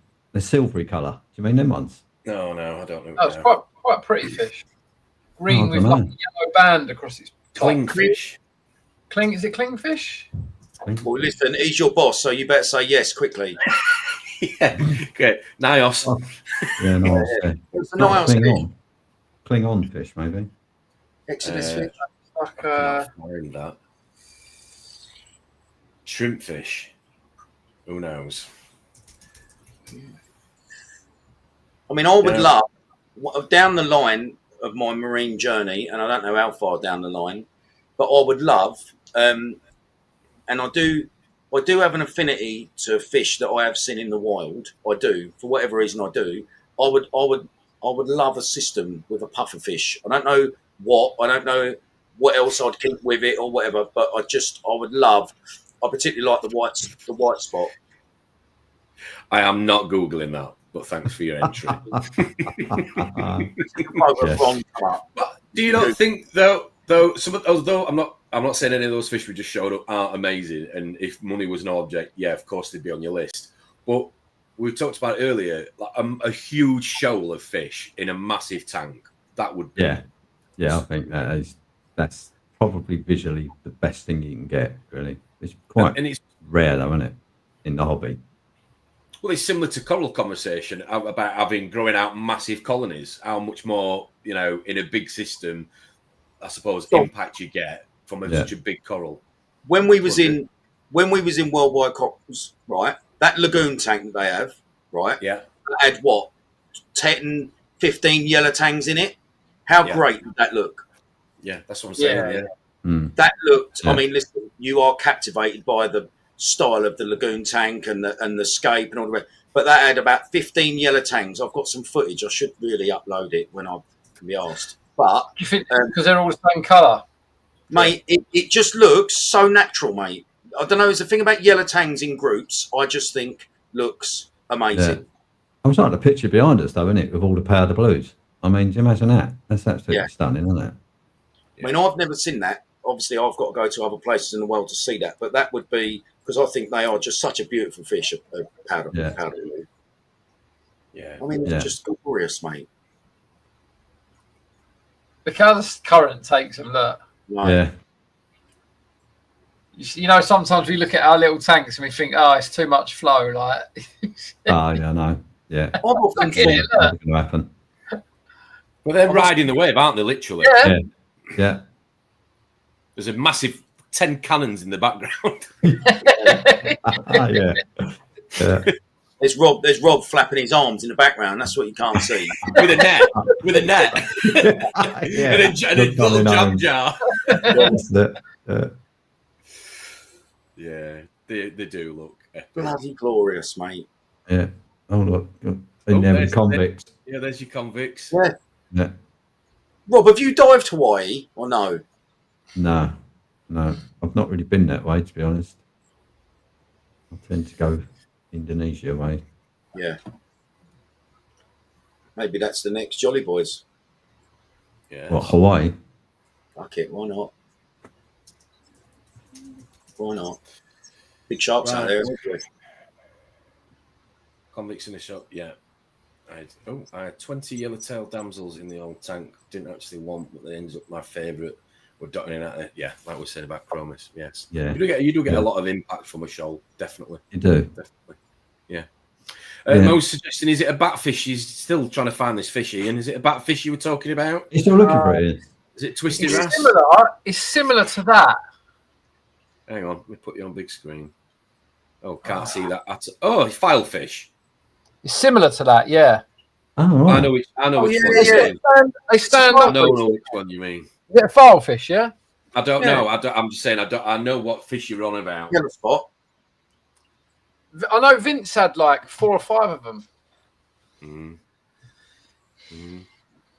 Yeah, mandarins. Great little fish. Yeah, mandarin's lovely fish. Needs a lot of food though. Yeah, they eat a lot. Like natural food, like pods and. Established tank though, isn't it? I think for a mandarin, not a new setup. No. I mean, we're talking about fish in the hobby. We haven't even mentioned the copper bands yet, have we? Really? Yeah. Well, I mean, how many copper bands you've been through? Before we come on, won't we? Go on. Sorry, mate. Me? Who's going here? No. He'll leave you on this one. Rob was asking the question about copper bands, weren't you? Sorry. I was, yeah. I was just saying, how many have we all been through? I'm on number 3. Oh, mate, I've done at least 10. Wow. In 20 odd years. Have you kept them for a length of time, though? Or you mean you just... Do you know what? I had one for 4 years. Oh, okay. It got really fat and healthy, and then when I moved my tank, just didn't like the move. Why do you think that one lasted 4 years compared to the others? I've no idea, because I treated them all exactly the same. Same food, same sort of tank mates, same sort of swimming area and rock scapes, and yeah. Well, I just think some to do better than others. Yeah. I'm on and number 3. How long do you think you had, like, those ones you had, Ian? How quick did they go? Like weeks? They just get skinny. They just get really skinny. Yeah.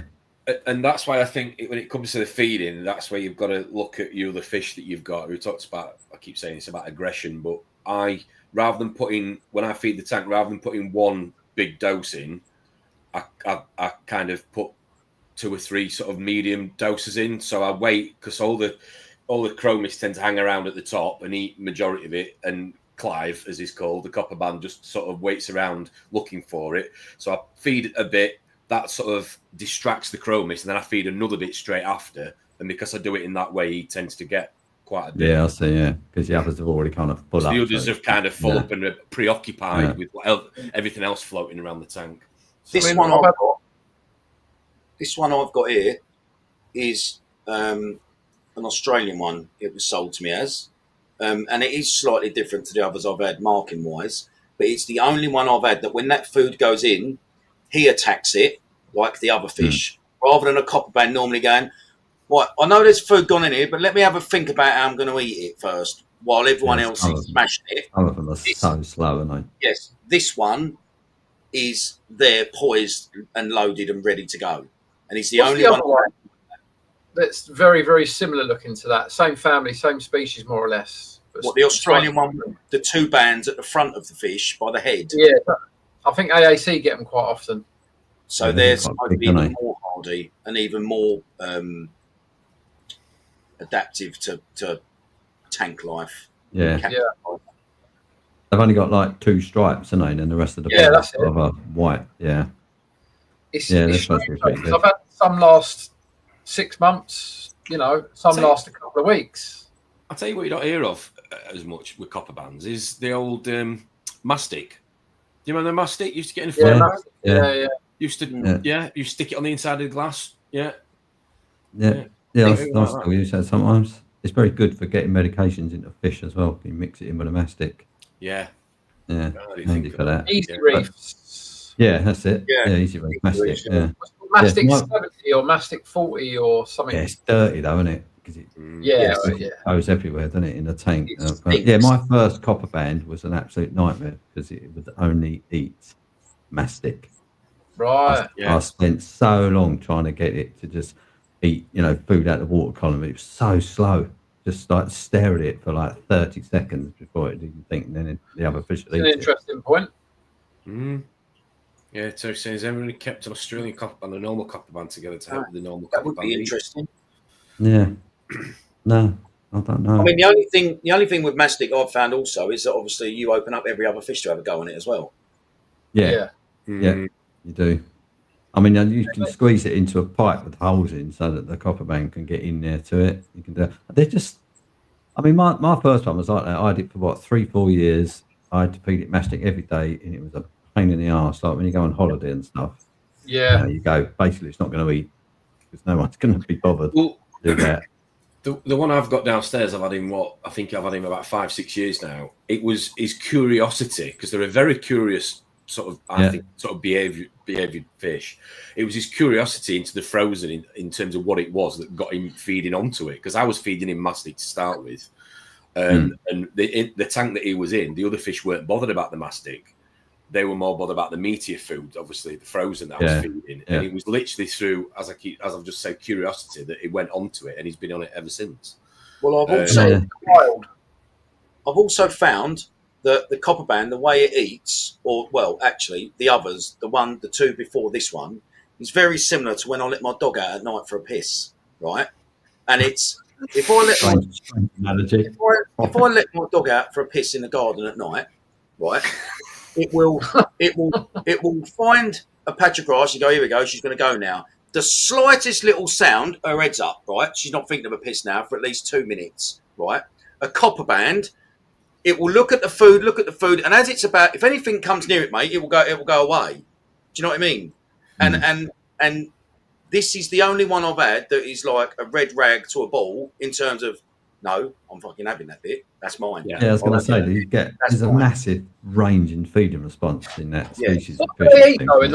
It's the speed though. Mine's so lackadaisical compared to all the other fish that are a lot more sort of impulse. You know, it's like they've just smoked a massive split. In the wild, I reckon they're eating, like spaghetti worms and like little feather dusters. All of that. Yeah, because obviously that's designed to get in. If you've got a tank with loads of rock, that might be better.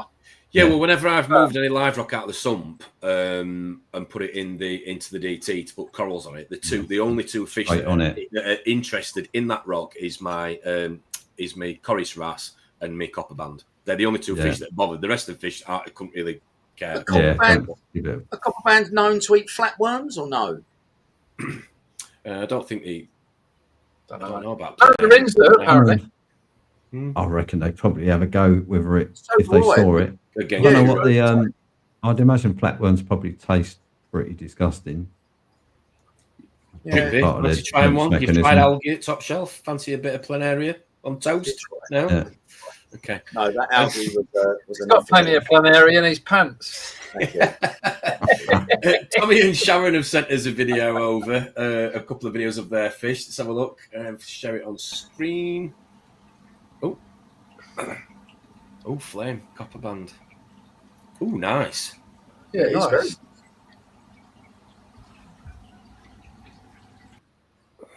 Nice. I mean, what is that orange coral? That's not digi, is it? What is that? It's a sponge. Is it a sponge? I was about to say, is it a sponge? Don't think they are. I think they may be fake. Yes. Plastic sponge. Yes. Yeah. Oh, right. That's great. That's bloody lovely. Yeah. It is based that's an easy one for you then, Trippy, if you like it. Lovely. I'll have some of that. Snap us a bit off. Sorry, don't grow very quick. I'm watching Fish Tank Kings all over again. I love. That's why I love just the form and that. That's why I love the Yeah, nice fish. Yeah. Right, so I think what we've established from this show is that Sharon and Tommy need some coral. Yes. It's very pretty. Wade Robson's been round there, mate. If you look healthy, yeah. You've got some little amphias in there, haven't you? An amphia there, I think. I was going to say, yeah. Here we are, the potters. Beautiful. That copper band looks, nice, fat and healthy. Do you know what, right? I've seen some artificial corals. They don't look bad. How they've done that in that tank. Yeah, they're quite clean as well at the moment. They Aren't they? look all right. No algae on them. Yeah, thanks for sharing those. Thank you so much, Tommy Sharon. Appreciate that. Yeah, they look decent. Pretty Yeah, cool. it looks good. That's the smash tank 15 years ago. Oh, right. Not looking quite like that now then. Is there any fish? Is there any fish that you thought would never ever have in your reef tanks, even past or in the future, that you would never ever keep for whatever reason? I've always wanted the powder blue, and I've never had the powder blue because I was very close to getting the powder blue, and then I was just talked out of it by reading horror stories of them just dying and wiping out other fish and aggression, and I just think, for me, the old Google image of an SPS tank with a powder blue under a T5 sort of looking like is lovely. They are beautiful. Yeah. I've had both in the same tank, Achilles and powder blue. Yeah. How'd that go? Yeah, good for many, many years. And then I broke the tank down, and fish got too big for the tank and sold them. So no circling aggression? No, I put them all. I think I put 7 tangs in right at the beginning. Yeah. All smallish, and they all sort of grew up together, and you get the odd every now and then they'll have a little spat, but yeah. What I've never seen anything. That was in my 5 by 6 by 5 by 6 by 5 by 3. Yeah, that big scuba tank. That's a good size, isn't it? Yeah. It's Rob, you? What fish would I never buy? Yeah, for whatever reason. I suppose it'd have to be something, like a panther grouper or something. It's just literally just going to eat everything in your tank. Yeah, I mean they're nice. And fish, the tank. And the tank, yeah. And me. Like that, most puffers. Just chewing around my feet, hanging out his mouth, like that. Yeah. And a crocodile pipefish, as Ron said. What's that big rat that chews the rock? The parrotfish. Some of the parrotfish. Yeah, Tom. I mean, things like a Titan trigger, and going to take half your arm off. Well, yeah, definitely. I've seen divers that have been attacked by those. Yeah. Well, I nearly did. I have footage of my naivety at best. I mean, I wasn't up on triggerfish at the time I went scuba diving, and I saw this huge fish with colours, and I thought, oh, that's nice. And it come towards me, and you can see it on the footage I've got. Yeah, like it gets so close to me before it swims off. I've seen these attack sharks. I've seen these attack scuba divers. Attacked by one, done her fin because she swam too close. Because they nest, they make like a big, weird sort of conical shape in the sand. But on my footage, what you can hear in my footage as I approach this fish, even probably 10, 15 metres out, was it hitting the rock with its teeth. Yeah. Some chomping, aren't they? Yeah. You don't hear the cleaner asses as much. They used to be quite a common purchase, didn't they? Everyone used to have a cleaner ass. Yeah. Yeah, I think the success rate of those is pretty abysmal as well, though, isn't they? Sorry, Rob. There's lots of different types as well. You've just took the words out of my mouth. There's a bad one, isn't there? From memory. There is. Yeah, there's a false cleaner fish, which basically just takes chunks out the side of your fish and eats it. Correct. Yeah. So it does the opposite of what but there's the Indo one, there's the Red Sea one, and I can't remember which way round. One's supposed to be better. I think the Red Sea one is the black one with the single blue stripe down the side of it, isn't it? Right, could be. I mean, I've got a cleaner wrasse in mine, and it's done really well. You need a lot of fish, though. I was going to say, but it's got a lot of fish. And I think the other thing with cleaner wrasse is if you don't have big fish, they can be a bit pestering, the smaller fish. They get a bit overzealous with trying to clean them, and they give small fish the hump. I've noticed that. It'd be an interesting debate, the cleaner wrasse against the cleaner shrimp. Who does a better job? Well, in my tank, the cleaner wrasse, because my Lenardi ate the cleaner shrimp. He obviously didn't read the playbook where the shrimp goes, "No, I'm here to clean you, mate." He's like, "I couldn't give a shit. I'm eating you." Well, funnily enough, quite a few months ago now, me and Tom came back from a fish shop somewhere, and Tom had got a couple of mini colonies, and we was in the garage. And you remember you found the old brown acro crabs? Do you remember? And you went, Oh, yeah. "Oh, do you know what? They'll be all right in the display tank. They'll do a good job in there, no problem." So anyway, handed this thing out, this bag, walked through his garden, his front room, put this colony in his tank, which had just been dipped, and I have never seen anything like it. That chorus wrasse smashed it to smithereens. Yeah. And I mean, smithereens. Yeah. So I dipped the coral in. You obviously smooth leg acro crab, the banded one. Yeah. Came out, put it to one side, felt sorry for it, didn't want to really, flush it away, put it back in the coral that had been dipped, put the coral in the tank, and then the chorus wrasse just went, yeah, I'll have that. Yeah. I come back. You went, how's it getting on? I went, well, it's in about 4 million bits. Yeah. We turn it into a jigsaw puzzle. Never seen anything like it. The power, mind you, that chorus wrasse of yours, Tom, is large. That's a lovely fish, that. Oh, I love that mate. fish. That is a nice Beautiful. fish. But it absolutely, in front of my eyeballs, smashed that thing to smithereens. Yeah. Yeah, Marlinards is the same. It just, so I had 2 cleaner shrimp, 3, the blood shrimp. Yeah. They were in that tank for 2-3 years before I put that Lanardi in, and then they just gone.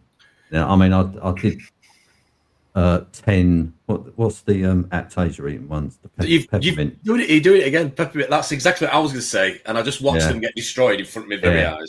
Yeah, when you just do really stupid things, and then you look at yourself and go, "You idiot! Why did you do that?" It was so expensive. It's unfolding in front of your eyes in slow motion. You're like, exactly. Yeah. I've just put a 1's worth of shrimp in the middle of the day, and Leonardo's gone, "Thank you very much," and just smashed the shit. And soon as one fish starts eating them, all the others go, "Oh, it must be food then." Yeah, mullered. As you walk out your fish room, you're and he's going, "Cheers, bro. Same time tomorrow." Same time tomorrow. Yeah, you do £700 a week on my food for me. Gaz sent me a video with his fish into the email. Thank you very much. So, Gaz, what he sent me? What, and you replied? Here's his tangs. Feeding him His little blonde naso. Naso. Yeah, that's a party, isn't it? Yeah. Whose tank's this? Gaz's? This is Gaz's. Yeah. I can tell it looks like it needs a bit of a water change. Oh dear. Oh, look healthy though. Definitely. Beautiful fish, isn't it? Naso. It's beautiful. Naso. When they get big, they get the streamers off the back of the tail. Yeah. My orange shoulders just started to get those. You're quite a friendly fish, really, Nasos. Well, can hand feed them. Nice. Never had a sailfin either. Never kept a sailfin tank. I've got a sailfin downstairs. I've got one. I've never heard anything bad about sailfins. No, I haven't. They get big quick. I was going to say they get quite large, don't they? Yeah. Anyone tried a cowfish? No. No, I've never done any of that. Sort of cowfish, foxfish, pufferfish. I've seen them hand feeding. They squirt water out the top of the tank at you when you go to feed them. Oh, yeah, I've seen that. Yeah, what's his name? Trains is he had a big. Is it a dog faced puffer? Cam, who's Gala Aquatica TV in Australia. Yeah, I know what you mean. Ponytail, ponytail guy, long haired guy. We did have. Anyway. Yeah, he made a video of training a puffer to do that. So when you want to feed it, it just squirts water out of the tank. That'd be nice all over the carpet. Yeah. I had when I had the blowthroat trigger in the garage a few years ago in the summer, I used to have the door open because it used to get so hot inside before I got a chiller, and the amount of moths that would fly in because the lights were still on, or mosquitoes, or even daddy long legs. And I've never seen anything like it. And you'd be doing something in the garage, just hear this splash, and then you'd look round and it'd just be swimming around with this daddy long legs, literally like a trout in a river with a damsel. I was also saying about my Leonardo does that with bees and wasps, just pulls them through the mesh and just devours them. Can't imagine they taste very good, but Mark Coates Ocean Seas Waves has sent us a video in as well. Thanks, Mark, of his fish. Let's have a look. Oh, nice. That's slow motion. Or? Looks like he needs a few ocean sea waves in there. Joking. God, look at those mushrooms. Yeah, wow. The only thing with them mushrooms, mate, once they get going, Yeah. Yeah. good luck with that. They do spread, don't they? Well, they're good. They're good fun though. Mushrooms. We've got 2 purples together. They are drip. Yeah. Wow. Yeah. Nice. Nice little collection. Steve Yeah. Steve used to have a 6-foot longhorn in his display and it never touched any coral. A 6 See, foot I've got to longhorn. say it. That is my pet hate fish. Sorry, Mark. He's got my Sorry. pet hate fish. What is? The Bengai. They just should not be in marine. Oh, mate, they're easy to keep. I don't care. They just don't. They just look like they're in jelly. Look like they're in gelatine. They're just They're easy, suspended. mate.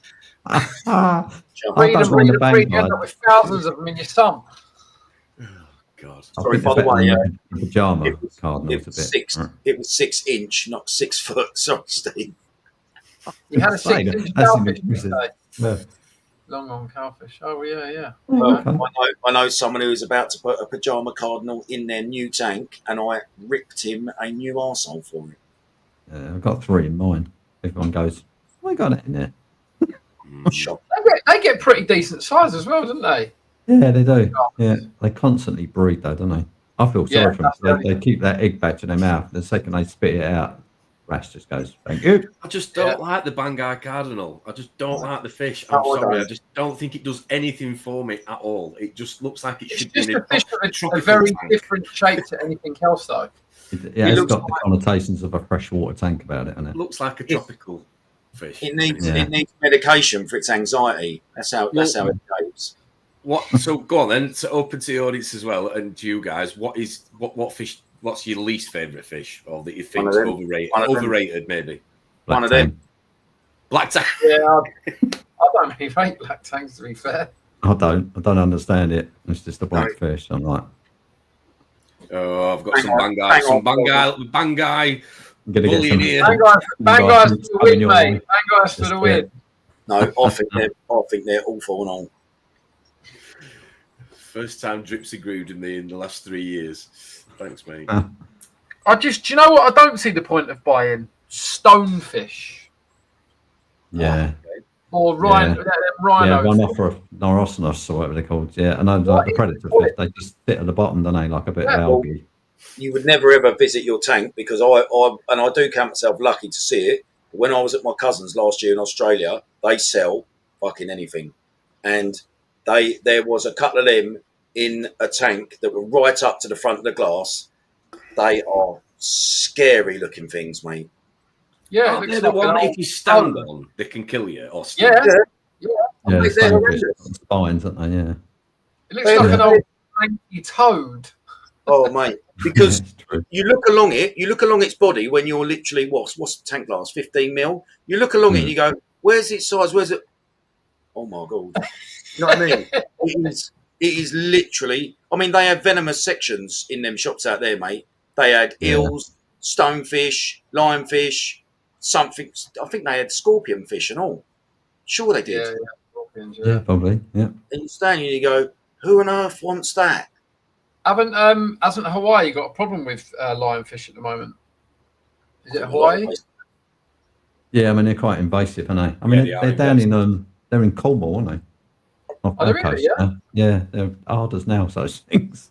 Yeah, and they're quite See the invasive. guys going out spearfishing them with the bag. Yeah, I know. They You get see like how 50 off the reef at each time. brutal they are with catching them and just stuffing them in them pots. yeah. But the trouble is, if they don't do that, they just decimate the reef. yeah. But then, yeah, but then we hear these aren't we hear these stories about like yellow tangs or other fish, you know, that are very popular in the hobby that are quite often found on a local's barbecue, you know, because they're just so easily accessible. Yeah, I mean, I think that image of all the Achilles tanks on the stall on the ice. Have you ever seen that one? No. You know, it's like 100 of them sitting there ready to be eaten. Somewhere like Indonesia or something like that, they eat all of that Yeah, sort you of just think, stuff. oh, Well, Yeah. China also most things that move they'll have a go on. Do you know what I mean? Yeah. They're eating the dogs. They're eating the cats. Yeah. not for me. But would you try one? Would you No. ever try one of the fish that you've got in the tank? I'm not saying that came out of your tank. I'm saying, same Seaweed. species. I'm sure you Seaweed. wouldn't really get much meat off of it, would you? No. Yeah, I mean, I've been in Indonesia and they've had like big triggers and surgeonfish in a tank, and you can just go, I'll have that one. They just pull it out and kill it in front of you, flay it and cook it. It's not that uncommon, is it? No. What's Senchipagi Terry saying? Clownfish for me are overrated. I used to have a harem tank. Yes, it's operated. Yeah. Like heavy machinery. Yeah. Well, clownfish are fun, aren't they? Because they normally have one spot in a tank, and it's normally up by a power head somewhere that they'll just go, yeah, this will do us. Yeah, they're minded that. Yeah. See a tank where So Mike's years overrated fish. Sorry, 2 years ago, everyone, all these designer clownfish, everyone was going mad for them. They Yeah, were your storms and whatever else. Yeah. Yeah. Mocha storms and Picassos and black Yeah, storms, millions, Da aren't there? Vinci's and They're doing the long fin ones now and all, aren't yeah. Yeah. they? It's like, not a fan, to be honest. One fish we haven't talked about much this morning is wrasse, which for me you get so much for your money in terms of colour, pest control to an extent. Rob's just got a hold on. Is Yeah, it not I the was gonna most successful breed in the ocean, wrasse? There's more varieties of wrasse than any other fish. Is there? Interesting fact, Ian. Mm. Yeah, I didn't know that. Yeah. But- Rob will be checking it out that you're Hold on. accurate. I'm pretty sure. I'm sure Yeah, I'll watch I that. do. I've never had a tank without a wrasse in it. I love them. But there is a lot of questions around compatibility, though, isn't there? Because of the different genus and different families in terms of wrasses. Yeah. Because if I remember rightly, there is still out there somewhere on the internet almost a bit of a compatibility chart when it comes to wrasse. Certain wrasse obviously don't get on with others. So obviously size of tank. Well, you've also got in some species, you've also got to set your tank up around that fish as well. For example, substrate against no substrate, gravel. They'll certain sand dwelling, sand sifting wrasse won't survive in a bare bottom or a gravel like mine. EIY can't cool. Fairy wrasse are the pussiest fish. Everybody bullies them. Yeah, but I also don't think they have a great survival rate in captivity, fairy wrasse. I don't know many people that have had fairy wrasse for years. I've been contradicted there, Ian. Yeah, question there, I'm Ian. just looking now. Apparently that is right. Look. Oh. I don't know if you can see that. Apparently it's right. They're part of sea breams, wrasse and cods, and they take up 96% of all known fish. Well, I might go down to the local chippy and get a wrasse and chips later. That's it. Fairy or a banana? What you fancy? There's 600 varieties of wrasse. Talking about Ian there, Tom. Yeah. Go on, Ian. Sorry, what were we saying? 600 different varieties. Wow. Wrasse. Right, name them. Go on. We got all day. Oh yeah. Let's say it. This is Finding Nemo. Set a tank up with one of each. I'll tell you what is for money though. What I was saying for money in terms of colour and contrast, you do get quite a lot for your money. That one that who just brought up the Naoko wrasse. Naoko wrasse, Yeah, they're quite a stunning wrasse, but they go a bit batshit crazy as the light goes down, don't they? They start dive bombing all the other fish. Yeah, but they're nice. Yeah, I've had one. I had one in my first tank. Anyone had a twisty? I've had a twisty. I've had a twister. Oh, dear. Twist and shout. The one I wish I'd got downstairs was the PNG. I didn't get. I should have got a PNG. I didn't get one. Yeah, they were nice fish. Yeah, I like them. Yeah, very pretty. Yeah, I mean, wrasse are just not only are they. I mean, I'm not talking. I suppose I'm talking more about the anapsis and the is it the helichorus rather than the flashers and the. I don't think. I mean, they're nice, but they don't do a job. Flasher wrasse and fairy wrasse, do they? No. Whereas like your chorus and my Melanaris and stuff. yeah, Melanaris and Yeah. you know, the 6 lines, you know, they're always picking for pests and stuff, and they Yeah, do a the good pest job. eaters, aren't they? Yeah, exactly. So I think they do a good job as well as looking good. I I must mean, the say, teeth on my Lanardi wrasse are just, he looks like fucking Dracula. They are so big. Oh, You they just- are. Yeah. Yeah, because they can't shut their mouth, can they? So they have to swim around with their mouth open. You've just got these 2 massive Well, pharyngeal Oh, fangs. the sticking out. ocean. Go on, Ian. What's that? mystery wrasse. I love them, Yeah, lovely fish. but Mm. I've heard they Don't can really be. see much, yeah. I would love a Bird watch mystery. it, eh? I think they've just got a great face, but Yeah, I've heard they can be an absolute arse. Really. Or what's the other one? Harlequin tuskfish. yeah. I mean, that's a handful of a fish, isn't it? I mean, yeah. I mean, that's a fish you look at and just go, yeah, it's just going to eat shit. Yeah. I must say, to any new reefer, Holy Grail wrasse. That's nice. Yeah. That's very nice. that is Yeah. beautiful. That is beautiful. I would say for any new reefer that would ever ask me for a cheap, decent, hardy fish that is lovely, my peacock wrasse I've had from the start. I absolutely love him. He's peaceful. He's lovely. He's got lovely markings. Just a wonderful addition to any reef tank. You haven't got to be, when they say expert only, all the rest of it.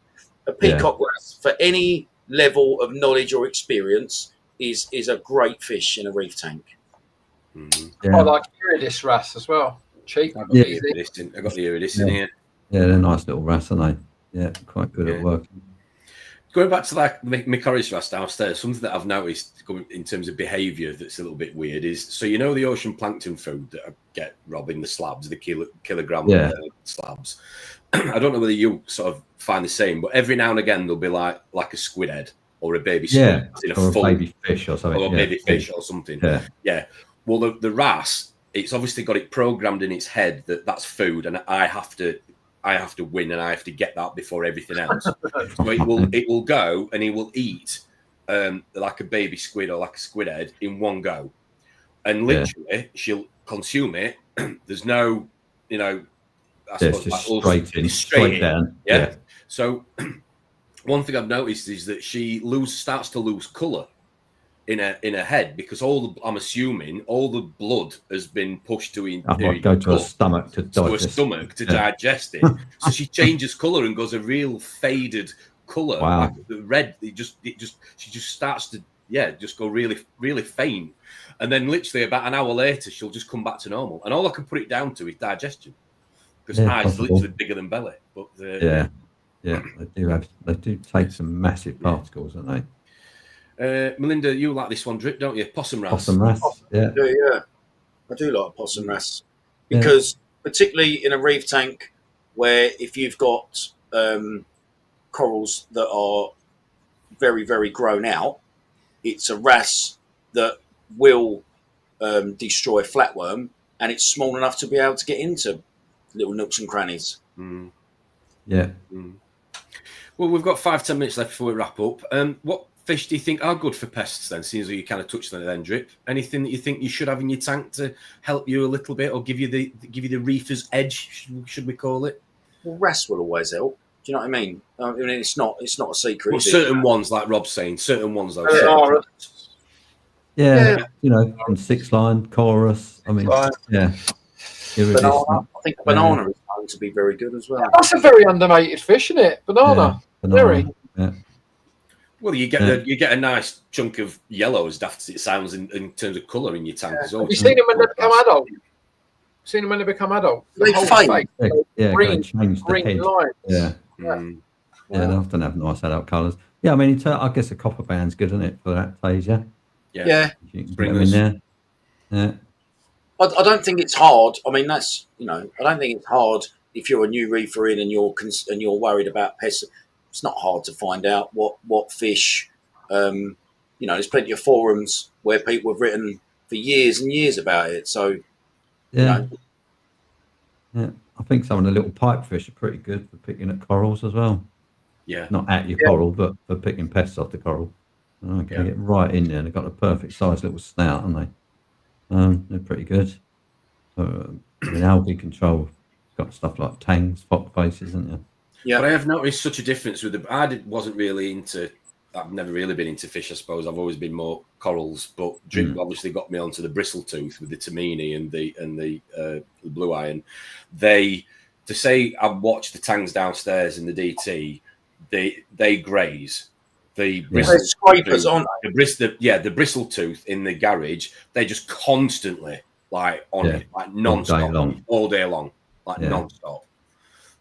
Yeah. Also, it's not to be underestimated, is it? The amount of work they do. I wouldn't have a reef tank without urchins, without a blue tuxedo. I know we're talking about fish, but I wouldn't have a reef tank without urchins. Some people hate urchins. You know, they're gonna clean your rock scape. I love urchins, mate. I do like urchins, but they can be annoying. They're really good, and if you've got a really lovely purple rockscape and you end up like white lines all over it. Yeah, they do. But then I sit there and go, well, but it's an ecosystem, so that is nature doing its thing. Course. And I like that. I'm much more happier with an ecosystem where everything is thriving than ever what it looks like. Do you know what I mean? Yeah, they can do your power cables as well, urchins. That's the other side of Oh, them. really? Yeah, they did my. I've got a big urchin, like sort of that size, and it took the outer casing off the Nero cable. Never. Because it had coral line growing on it, on the cable. The urchin just obviously went, oh, I'll eat that. And it took the whole plastic cable off with it. Because they've got that proper beak-like teeth, haven't they? Yeah. Chomp straight through it. I mean, I have to have urchins downstairs because of the chorus wrasse again, talking about it, in terms of she'd just literally wipe out, snails, because I've seen her do it, and any shrimp definitely straight away. But the problem I have with the tuxedos is they carry the substrate. So because the substrate downstairs is a lot bigger than this one in the tank behind me, they'll carry the substrate around and they'll drop it in the SPS corals. So I'm constantly having to turkey blast them out, because if I don't, the coral gets literally monk on because it's got this big piece of substrate in the middle of it where it didn't have the days before. I mean, wrasse do that as well quite a lot, don't they? Especially the sand sifting ones. They take a big mouthful and they always go over your prize coral and just go. Bleh. Just on that, just before we shut, Rob, you found something interesting about a tang that you discovered quite happily chopped down on sand. Yeah. So my what is it? Can't remember what the tang is. Vampire tang. That's it. Vampire. All right, so I took my vampire tang out of a 6-foot Red Sea tank with sand, like normal sand in it. And then when I took it out to the garage, so I'm running bare bottom, I quarantine it. And in the period of time, it was 12 days in quarantine, it must have pooped out, I don't know what, like 50, 60 grams of sand. Wow. So in its intestinal tract. So I do think that maybe they like to just take mouthfuls of sand to help break down the algae, because the cellulose wall of algae is quite tough on it. They haven't really got any teeth. So it's not dissimilar to what birds do with a crop and the grit that they eat to break down the seeds. I'd imagine they do something similar. So I often wonder whether that fibre is important in their diet, and if they don't get it, they can get. You hear stories about, I've had a naso tank for like 7 years, and all of a sudden it's just gone really skinny and dying. I wonder whether they just get a blockage because they don't get enough roughage. Because the other thing we were talking about, in the wild, I've never seen tangs eat a shit ton of mysis in the water. It's not really what they eat, is it? But in our tanks we feed them like every single day. We feed them mysis, and you think obviously not what they should be eating. And that's when I think what I was saying about the chorus wrasse a minute ago, I think it's because it's not opportunistic, but because it's been presented, it's like I've got to eat it now because it's there and it might not be there again. So it's like they gorge on it, is what I'm saying. That's, Yeah, when they get into a frenzy, fish, don't they? When they're all feeding, competition. So it's something I discovered. I said to you, Rob, I wonder whether it takes grains of sand and whether other fish do it, but you just don't notice it. To whether they've got itches into, whether a fish can be healthy that still has internal parasites. It's just obviously what level. and whether Yeah, it might just dislodge sand some and course. make it a bit easy. Yeah, for Yeah. it. Yeah, I might wonder scrape if some out. it's also a reliever. It was What a do you- lot of sand as well. It wasn't like, it really was like a big, if you had like a little pot, it would have filled it. It wasn't like, oh, it was a few grains of sand. I was like, No. right, I wonder where it came from at first. You just go, it's like a bare bottom clean tank for quarantine. There's nothing in it other than a bit of pipe. And then you go in the next morning and it's got a big pile of sand in the corner. I was like, Wow. So have you taken any other tang out somewhere, quarantined it, and they've shit out sand, or was it just this vampire? I think it was, well, I didn't move that many over from a sand tank. I think it was just a vampire and a gem tank. So the vampire is definitely winning the sandcastle of the, He is, yes. of the year award. He's top of the class, yeah. I mean, the other argument could be it was searching for food in the substrate, but realistically, I've never really seen tangs do that. No, my orange shoulder went through a phase of carrying the substrate with its mouth and moving it like it was building a nest. It was really weird. It wanted to get under this rock. This is sort of 6 months into the tank being set up downstairs, and it started to literally pick up pieces of the substrate, which is like calcium reactor media, as you know, quite big, and it was lifting them. It was moving them to halfway across the tank. I've never seen it before in a fish, but not in a tank. That's unusual. Very weird behaviour. We passed the 2-hour mark, gentlemen. Good chat. Yeah, good chat. It's good. Sorry, Ian, no coral talk there, mate. No, it's all right, mate. It changes it up. He's had to put his orange glasses on to just keep looking at his tank behind him to stimulate him. That's what he's been doing. It's nice that he's been let out of his bedroom, to be fair. He must have done his homework. Yeah. Well, he got the RAS fact in. That was interesting. Learned something there. Well, we hope those 50-odd of you that have joined us this Sunday morning for the last 2 hours have enjoyed it. Thanks ever so much for getting involved, as always. If you haven't already done so, please give us a like and subscribe. We do appreciate your support. But from me, enjoy the rest of your Sunday. From Rob, Ian and Drip, have a good one. And we'll see you back here next Friday. Enjoy the rest of your Sunday, everybody. Take care. Bye-bye.